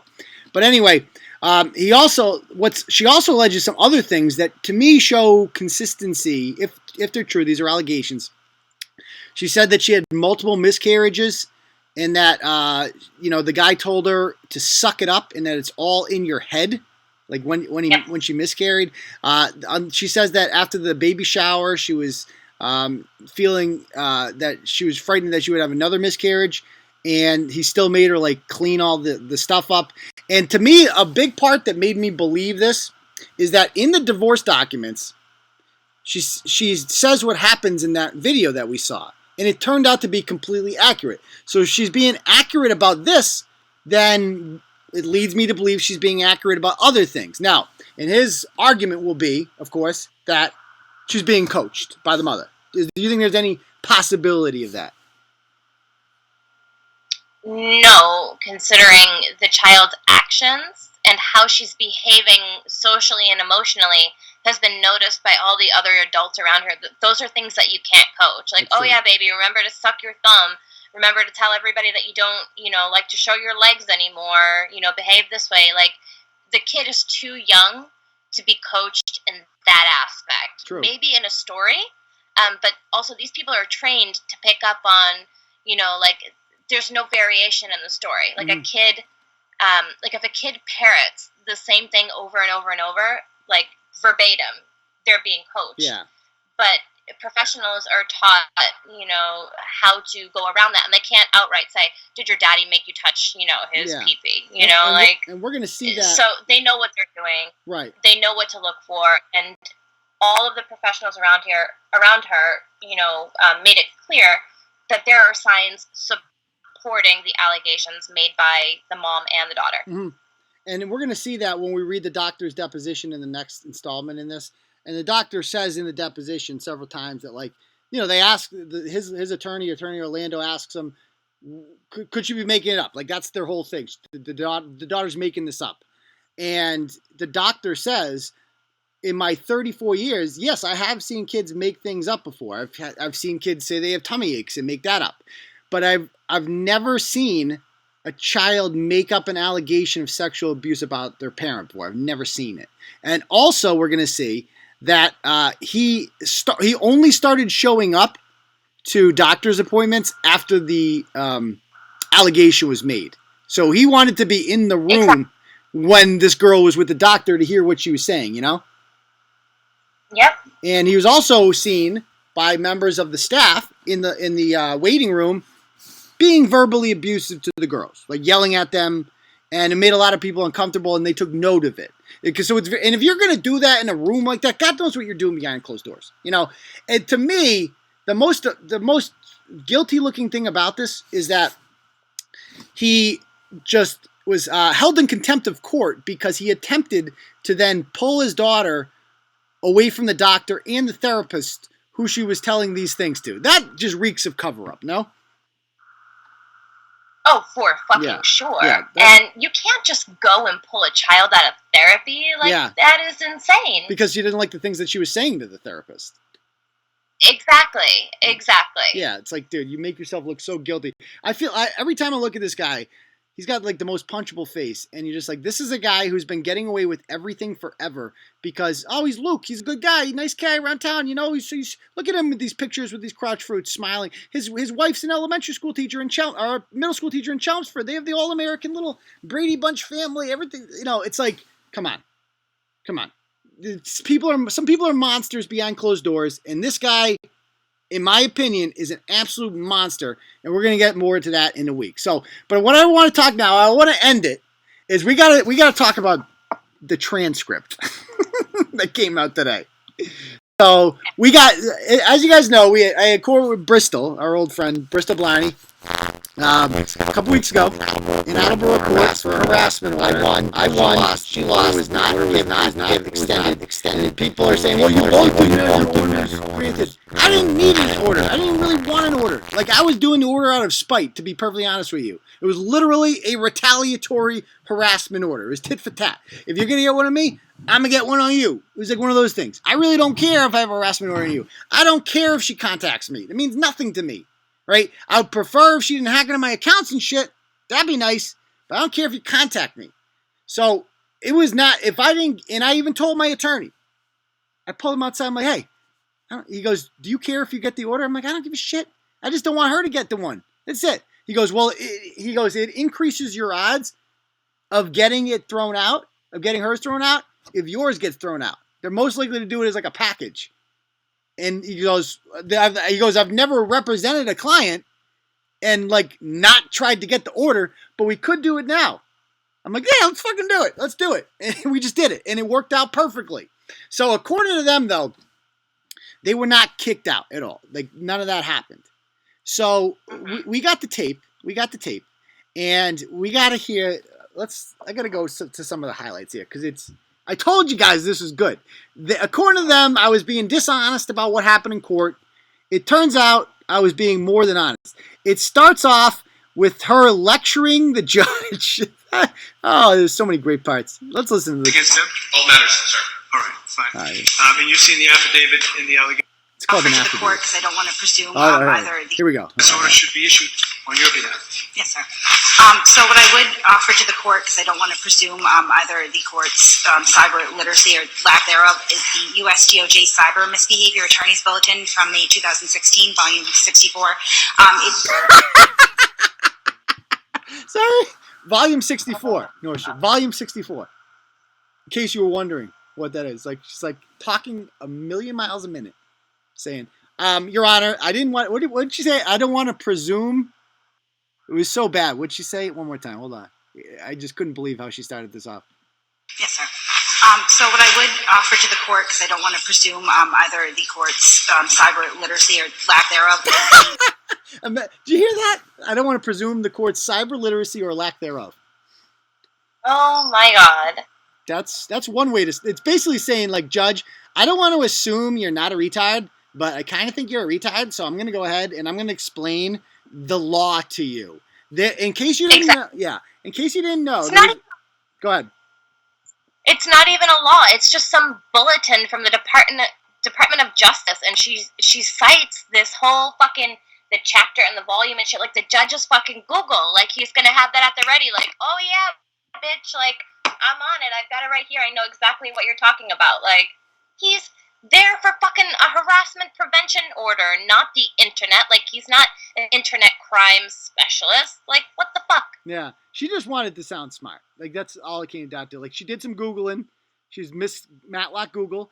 And she Googled some things, and she found some things. She's like, ooh, I know this. And then she went in Discord, and she was probably like, guys, checkmate. I got him right here. DOJ, Chapter 64. We got him. So she goes on. U.S. DOJ Cyber Misbehavior Attorney's Bulletin from May 2016, Volume 64. It outlines some cyber stalking and cyber harassment behaviors. This is what this case centers around. They include repeated, unwanted, intrusive communications from the perpetrator by phone, mail, and or email, making direct or indirect threats to harm the victim's children, relatives, friends, or pets. I need to stop you there. What is it? The judge is just like, what the fuck are you talking about? What the fuck are you talking about? Again, just so I understand. The Department of Justice Cyber Misbehavior Attorney's Bulletin from May of 2016. Counsel, have you seen this document? No, sir. No, sir. I'm a lawyer. And this is some sort of a regulation? Or is it a It regulation? goes after some of the federal laws, understanding as far as cyber harassment and cyber stalking. All right. But what I need you to focus on are the allegations in this case, not so much the body of regulations that might be from the U.S. Federal authorities. The question here in Massachusetts is whether or not the person who's asking for the relief, that's you in this case, and it's Mr. Kearney in his case, whether that person is... I love this judge, by the way. Has been subject to harassment as the term is defined under our law. So it's not so much what the Attorney General may have done in the U.S. So it's basically like, bitch, there's a harassment order here. I don't care about the Department of Justice from 2016 bulletin. That means nothing to me. The fuck you talking about? What'd you say? Sorry, No. I said exactly. Yeah. I was like on a delay here between us Oh, is because there? like I don't know.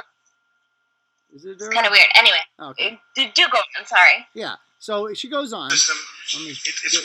It's become so egregious and bothersome that the local police have actually, and I do have the police report, she kept declined bringing to up- take any more of his phone She calls. kept bringing up the whole North Andover thing. Like, Your Honor, I was like totally exonerated by the North Andover Police Department, and they thoroughly investigated it, and I showed my IP addresses to them and my logins, and it like totally exonerated me, Your Honor.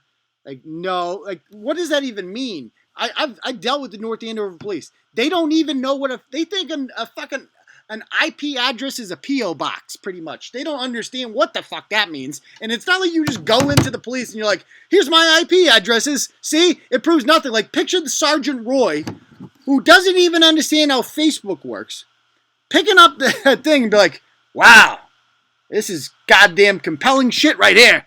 The IP addresses, you couldn't have possibly hacked into this account or been H. Paul or anything like that, even though she was, obviously. So she goes on. So he actually sent out a cyber mob after the North Attleboro police. I do have documentation of that as well. The police stated when they book accounts to write myself a threatening message. That did not happen. I provided the North Attleboro police with a copy of my IP addresses, all my logins, and my location history to demonstrate that I had no access to his account at the time. They took some witness testimony about an individual who had removed his Facebook accounts from admin privileges on Mr. Carney's page within a 3-minute period. He did explain it's because he did not want to be involved in this situation. So basically, she's throwing fat boy Mike Hilario under the bus. She's saying that Mike essentially, Mike was on there. Mike is H. Paul. Mike was using the H. Paul account. I just used it sometimes. But it was Mike was using it.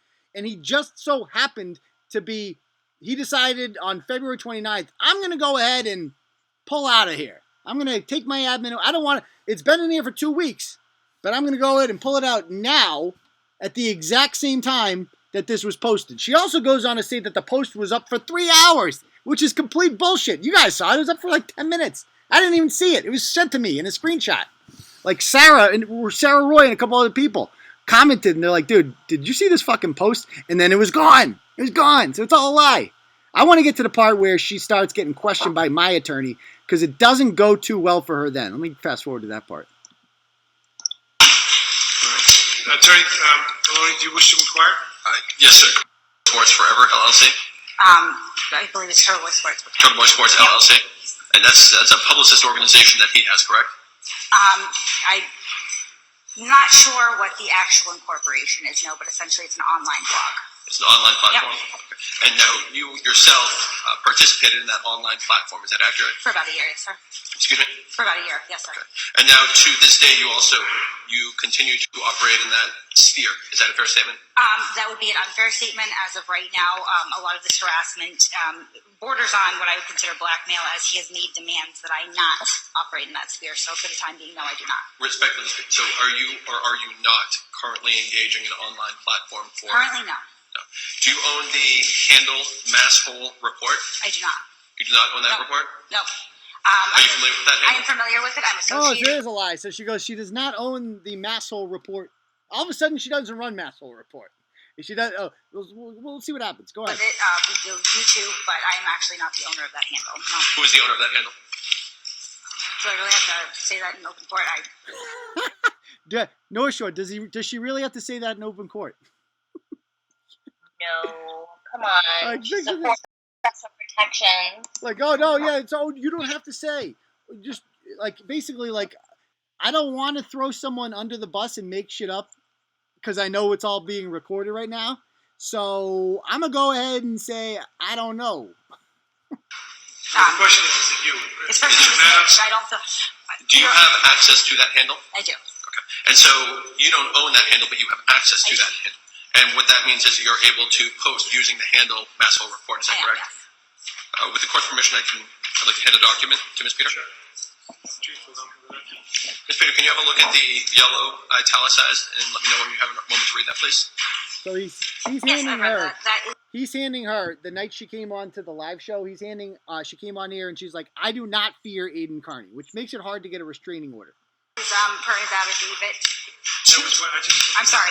This online post per his affidavit was 2/12. That was before the issuance of the order. That was about 10 days before I felt it necessary to petition the court. Okay, so for clarity, this was drafted just a few days before the order seeking the harassment prevention order, correct? No, that was drafted over 10 days. So 10 days before? Over 10 days. And can you read the highlighted part, please? I said, I'm certainly not afraid of Aiden Carney. Splitting amicably would have been my preference, but there's a reason all of his bloggers left. South Shore Turtle has agreed to explain why she left too. Quit the lying. Some of us are still invested in the truth. Be well, Aiden. Thank you. So she's not scared. Prior to your seeking the harassment prevention order against Mr. Kearney, you drafted a memo online published that said, "I'm not afraid of Aiden Kearney," correct? Circumstances change, it's correct. And the circumstances. Circumstances change. Circumstances change. She's not scared anymore. And the circumstances changed she got scared. I apologize. When he began sending me an inundation of threatening texts, where he not only referenced myself, but anyone that I, quote, love and care about. And what other handles do you currently own, Ms. Peter? That's it. That's all. Do you have any other sort of online posting or blogging? I deactivated my Facebook. I deactivated my Twitter. Prior to deactivating them, had you posted any information about Mr. Kearney? Publicly? Yes. No. Oh, this is the best Did you part. publish anything about him or his family? Public? No. Privately? Privately, yes. Privately? What do you mean? What are you talking about privately? So he's going to hand her a picture of my crotch fruit that she posted on Discord. I think your client is. You know what I'm saying? So this is when I pull him over, and I'm like, dude, check this out. And I give him the picture of my son that was posted by her on Discord. And I'm like, what do you mean she's not fucking... Of course she's posting about me. Check this out. And he's going to have her look at it. At any point did you post pictures of Mr. Kearney's children? Privately or publicly? Yeah. Did you say privately? What?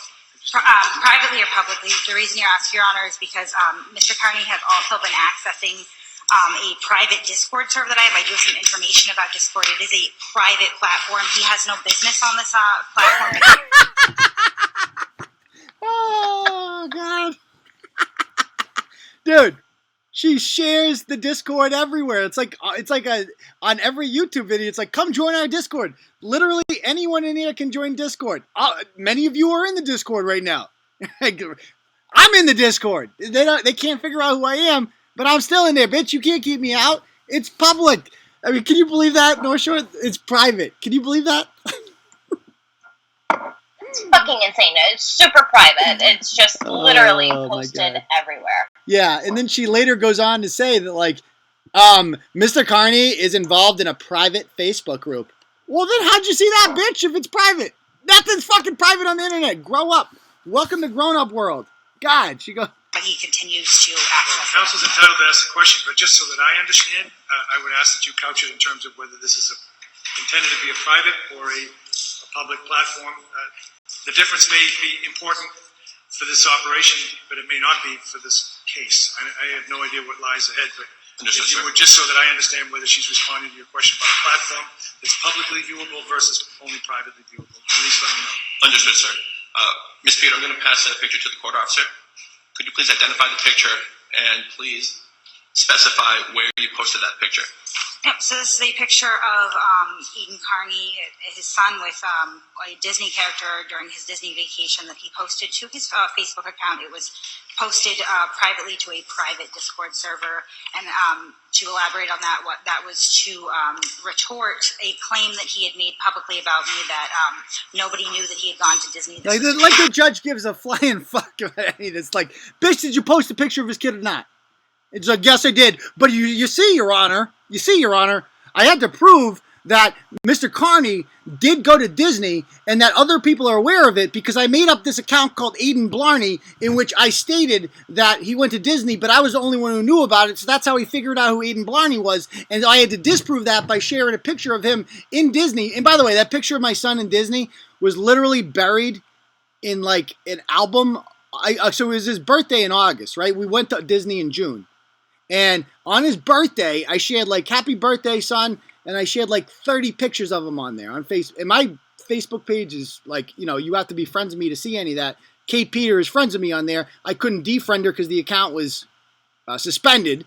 So she could still have access to this. So she could see that like 2 months after Disney, buried deep within an album, is one image of my son with Belle at the Beauty and the Beast castle. And that's it. I'm not in it or anything like that. And she's like, see? It's common knowledge, Your Honor. Therefore, I'm not Aiden Blarney. Meanwhile, the fucking judge is sitting there like, fuck you talking about, bitch? This is a harassment order hearing. And what are you talking about? Discord. This is just going in one ear and out the other. It's just like, when do we get to the harassment part?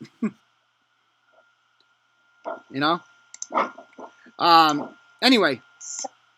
Yeah, people are like... did actually post pictures of his Disney trip on. I would suggest that both fall on their face and should not. Let me see. I want to get to the part where she gets her own platform. I would suggest this is where she loses her mind at the end. I got to fast forward to this part.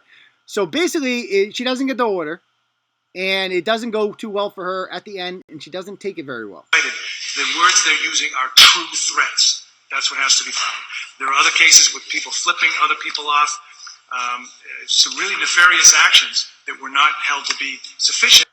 Not that I have to make specific findings under the situation. Basically, we're being recorded. Everything is available for appellate review. But in the testimony that's before the court, I'll just recap a couple of things. There is awful lot of public trash, right? That you present. It's really awful stuff. And you're mentioning family members, and you're mentioning that this is serious. And I take you at your word that that is serious.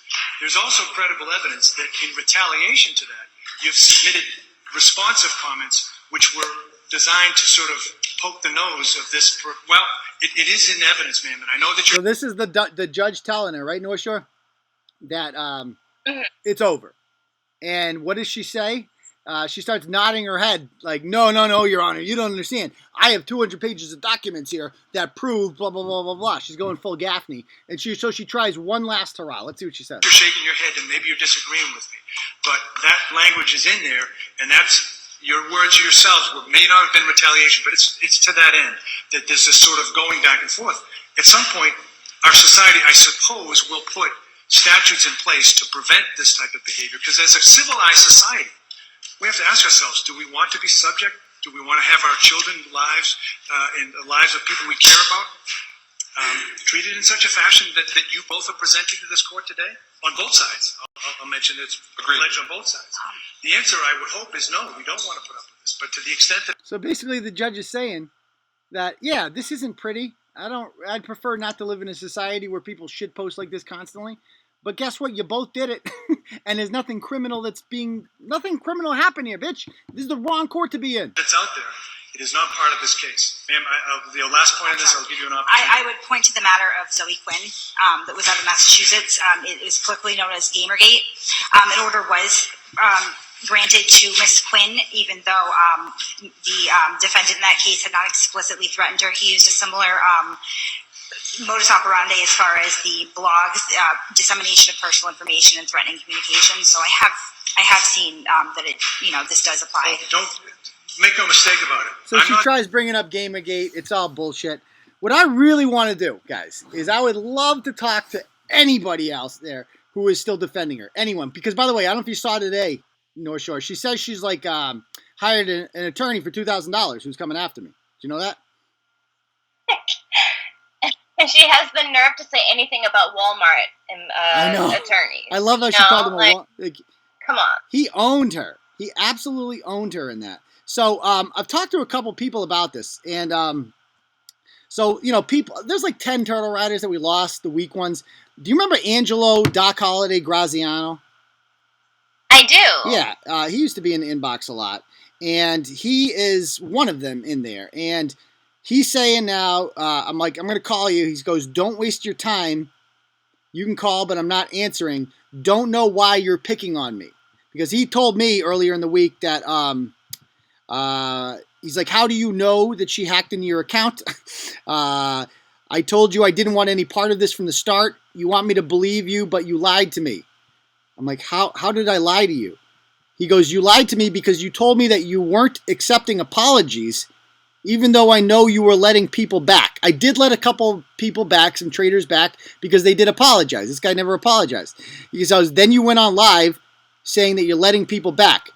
I don't care if you think my apology was real. I was apologizing out of respect. You told me not to pick a side. I said I won't. And so it's basically saying like, oh, I want to listen to both. Not acceptable, dude. Unacceptable. You don't get to side with them and just come over here and have some fucking laughs. That's not how it works. We're going to call Angelo right now. See what he's got to say. He's not going to answer. Yeah. I mean, these people talk so much shit in the Discord. It's like, come on here and just debate me. Where's Trashly Trashavado? Come debate me, girl.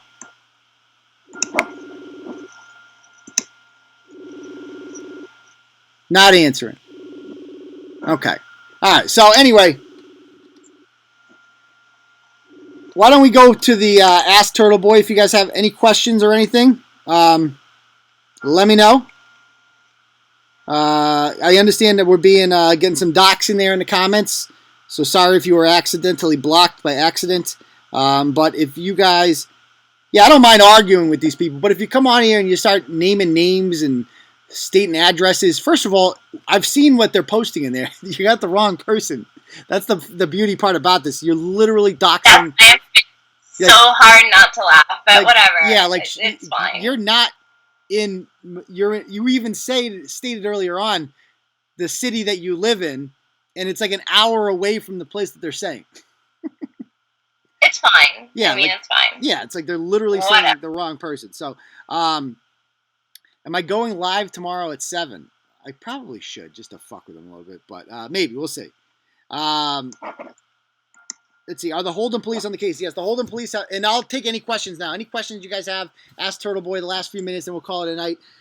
Yes, the Holden police have filed a criminal complaint in Leominster District Court. Unfortunately, coronavirus has made that delayed, so we'll find out what the date is for that. Etc. Other questions? Yeah, just to talk. I'm not looking for an argument. I always want to talk. Talk this over. See what people got to say. No one ever mentions my name. Why would we? Let's see. What's tomorrow at 7? Their stupid show. I can't help but watch it. I mean, it's like such a train wreck. I love it. I love watching people fail. I love it. It's just such a beautiful thing. Is she on drugs? I don't have any way to prove that, but I don't have any way not to prove that either. Can you shout, Uncle Turtle Boy, can you shout out to Minor, please? Shout out Minor, whatever that means. The store should be coming back up soon. Let's see. Fiona Lee. Is that a real name? She's a real cunt. Fiona, shouldn't you be looking like you are so pathetic? You're another loser. This chick, I don't even know if that's a real name. If Fiona Lee is your real name, you got bigger issues in life, quite frankly. But Fiona, I mean, I've offered you to call in here every fucking episode, but you won't because you're a coward, Fiona. And you claim to be a turtle rider. You've shared Turtle Boy shit over the years so many times, but you won't call in. Why is that? Are you scared, Fiona? I'm not going to bite. Fiona's probably a man. She's probably what? Probably a dude? She's probably a man. Yeah, that's true. Yeah, that's probably true. Can you explain what she references when she says North Attleboro Police won't take calls anymore? They said that if I call them, they're going to reference any issue to the Holden Police. So they're basically saying this case is closed. Is it true Kate lied about her kid being dead? Yes, that is absolutely true that she lied about her 2 kids who she voluntarily, or not voluntarily, they were taken from her and adopted out, and she just didn't fight for them, basically. She gave them away. She is a trashy, classless human being. If you're sick of hearing about it, too fucking bad. I'm never going to stop pointing that out. Kate Peter is human fucking scum. She is trash. She gave 2 children away, North Shore. Who does that? 2 kids away. She does, apparently, and feels like it was, the best thing for everybody involved. I mean, the kids are probably better off, but the older 2, oh, for fuck's sake, the poor thing. Yeah, those are the 2 that got the raw deal, because they still have to live with her. Like, the 2 got, she makes a good point. The 2 that got adopted away actually got a better deal than the older 2.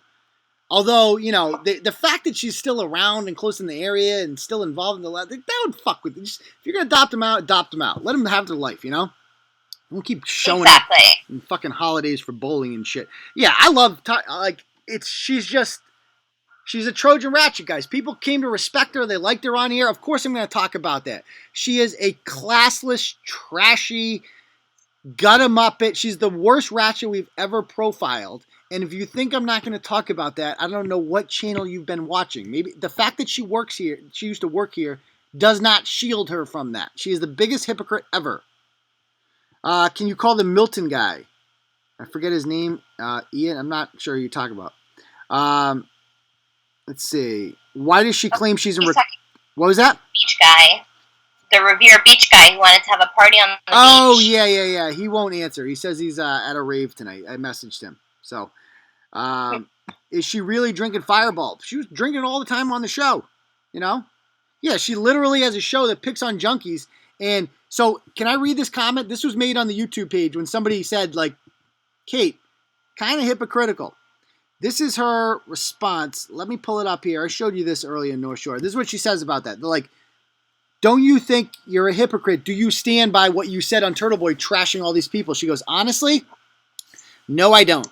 It's not even because my shit is out in the open. It's because I veered away from what I truly believe people need to hear, what I needed to hear, into something full of venom and vitriol that I didn't truly believe in. So she's saying that, I didn't really, I called some people scum cunts for losing their kids, but I didn't really mean that. I was just like totally getting into Turtle Boy.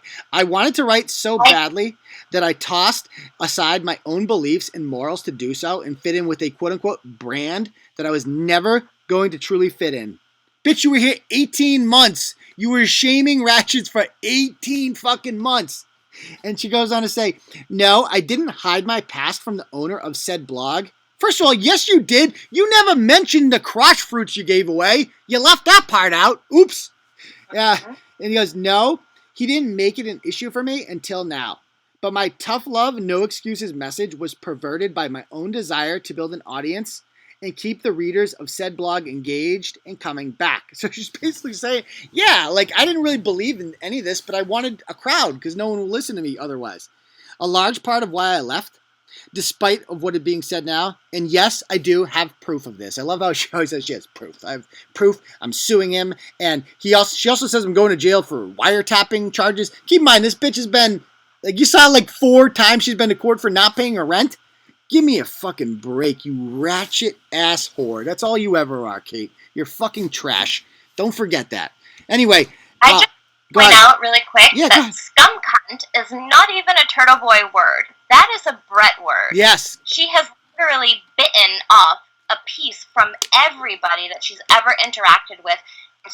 She's stolen so many of my words. You know I'm like the wordsmith. Yes, I'm like the queen of coming up with all these ridiculous fucking names. Yep. And she's bitten off all of my terms. Yeah. It's because she lacks any semblance of creativity and has no sense of self. She has nothing. She can't even create her own character. No.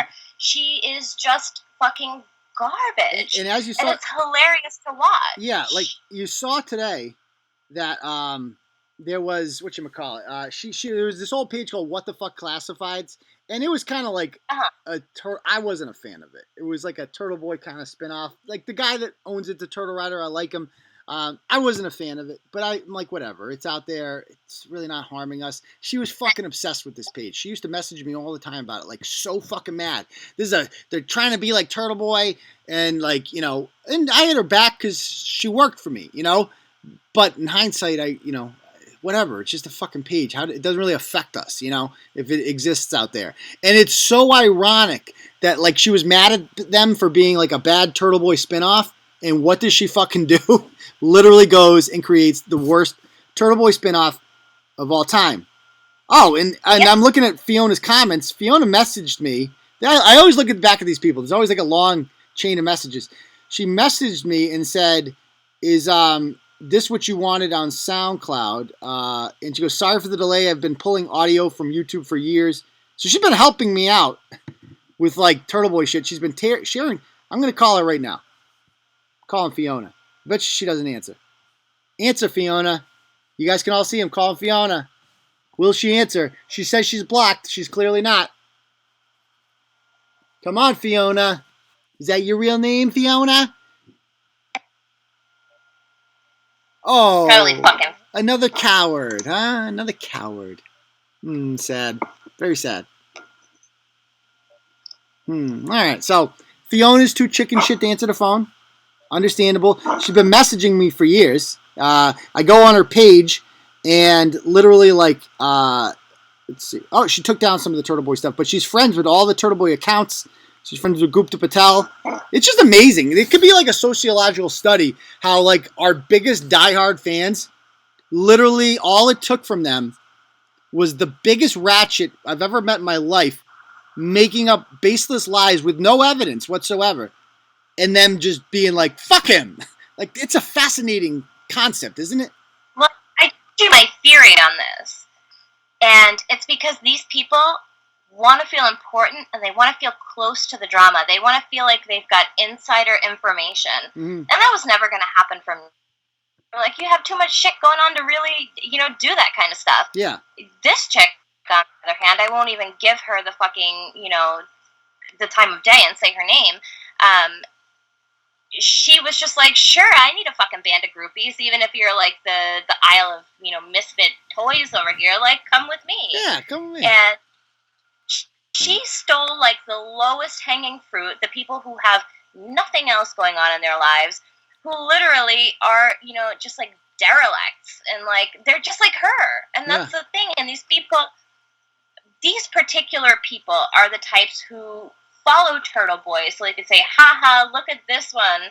At least it's not me. Like, it makes them feel better about themselves that they're not the ones being featured. Exactly. But at the same time, they're the same or worse. So all of this is to give them some sense of purpose and to focus on something aside from their fucking piddly, pathetic, meaningless existence on the face of this earth. Because let's be honest, not a single one of them is worth shit. They're really they not. work these menial labor jobs, live hand to mouth, and they're just fucking trash. They even have jobs, some of these people. Like, they're literally just losers, fucking losers. And I got a blog coming on all of them, by the way. There's I'm going to do it as part of the series. I'm going to do it because I find this fascinating, that who left and who didn't come back. I would like to know more about them. And we're going to see that there's a common bond. People are saying, call Mitch. I'm calling Mitch right now. We got to get this guy on the phone. Come on, Mitch. Maxwell Mitch, it talks like this, and we have some really good stuff on the agenda today, guys. I'm going to talk about it. It's going to be really fun. How come Turtle Boy doesn't recognize me? I've been doing the show for like 3 months, and Turtle Boy doesn't even give me a shout out. Like, what's up with that, guys? Shut up, Mitch.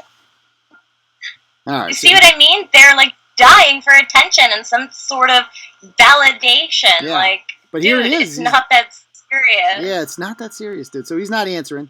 He's not answering. Yeah, and I'm cool with Twitch. I've actually talked, like, Twitch is my guy.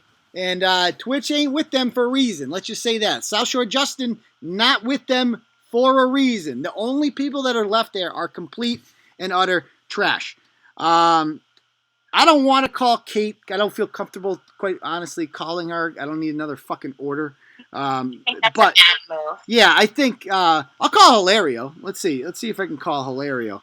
But he's gutless. He won't answer. Let me see if he'll.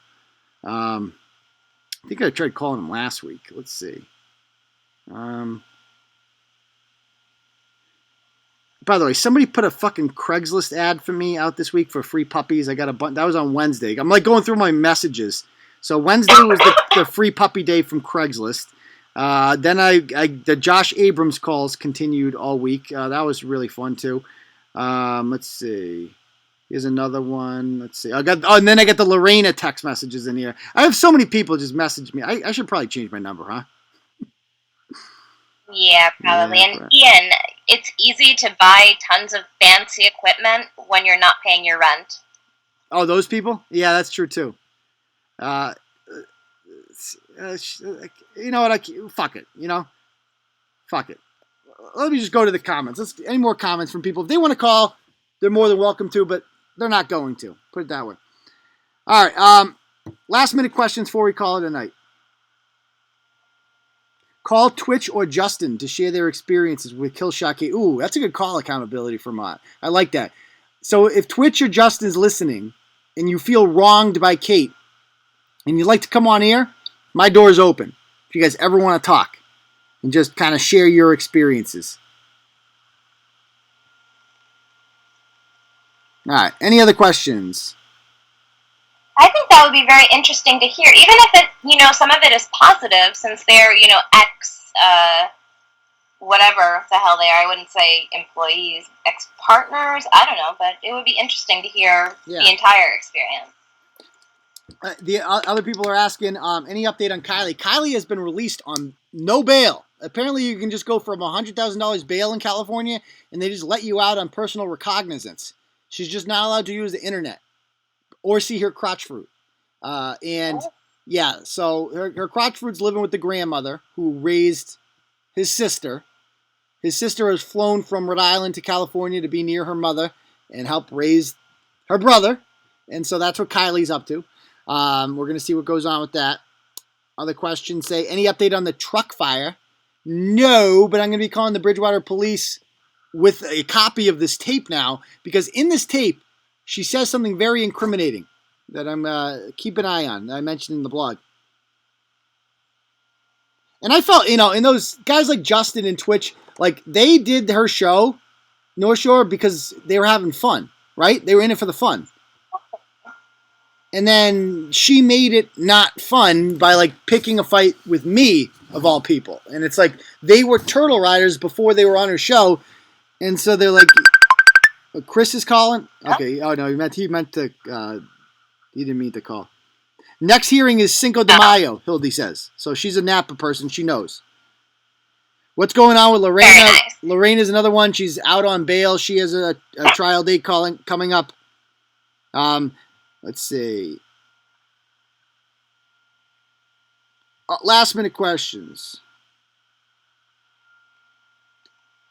Yeah, I am. Yeah, I'm open to anyone, Ian. Absolutely. Anyone's welcome to come on here. But why won't they? Why won't they? Why are they so scared?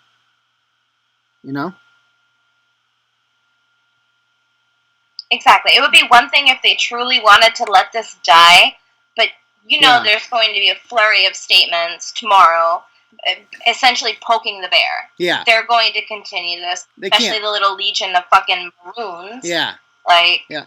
And by the way, somebody pointed out, she actually said during the court date, she said that the fire was intentionally set. How the fuck would she know that it was intentionally set? It couldn't have been an accident? Exactly. If it was a cigarette fire? I thought, like, she knows a lot about this fire that she had nothing to do with. Let's just put it that way. Very interesting. Yeah, it is a long show, but we're just about done. Let's call Kate's boyfriend. I would love to get that guy on the phone. Actually, let me see if I can find him on Facebook. No, Chris, I'm not taking calls right now just because the show's going over in time. But let me add Andrew J. Johnson. Let me message this guy. So much with secret notes in the household. What was that? That is what fucking irks me to no end. What is? How do you get evicted 3 or 4 times with 2 able-bodied adults in the household? It's a good question. I have no idea. And this guy, I'm like on Andrew. After. Like, well, because they're drug addicts, They just probably were buying it. And you're telling me this chick's not like getting Section 8 and welfare and shit? Like, you can't pay your fucking rent? What's wrong with you? Exactly. Complete ratchet. Your rent is fucking $1 a month or something. And her whole thing is basically like, oh no, it's okay because I used to be a ratchet. Like, her whole thing is like, that's in my past.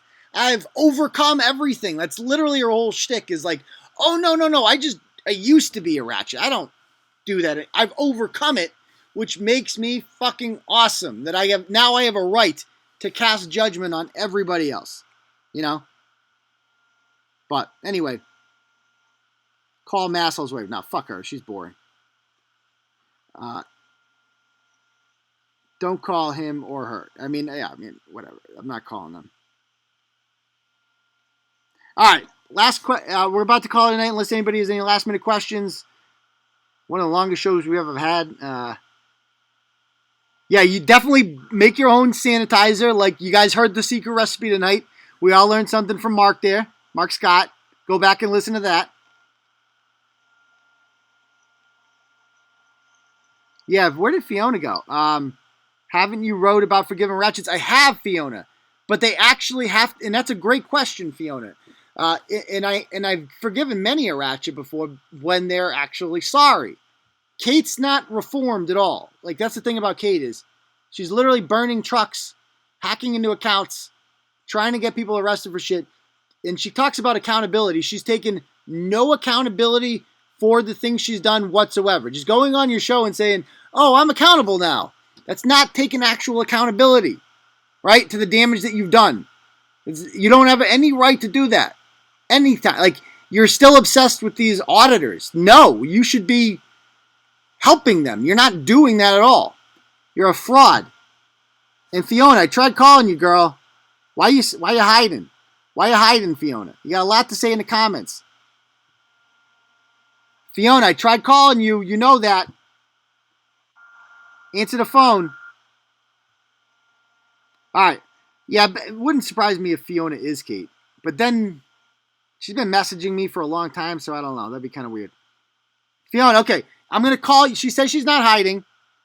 Then answer the phone. I'm calling you right now. Okay? Answer the phone. Answer the phone. If you're not hiding, Fiona, you'll answer this call right now. Answer it. If you're not hiding.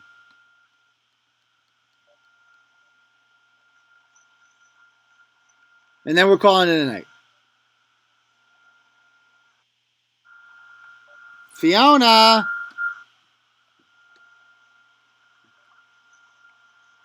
Fiona. Where are you? She's saying, I didn't answer. I don't answer questions, Big Nose. Oh, how about that? She's scared.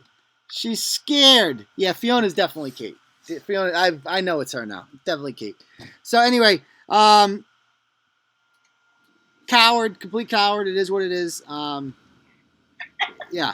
All right, guys. Fiona Abrams. We're gonna call it a night. How you doing, Kate? Thanks for joining the show. We really appreciate you having you. And thank you, Turtle Riders, for coming out. We really appreciate it. Thank you all the people who donated in the Super Chat, who made this happen. Remember to go over to Andrew Porter Contract and give him a like for us. Tell him that Turtle Boy sent you, and they do great work. And thank you, as always, to the lovely North Shore Turtle Babe. Thank you. We really appreciate having you on here, and we'll do it again soon. Peace, Turtle Riders. Bye.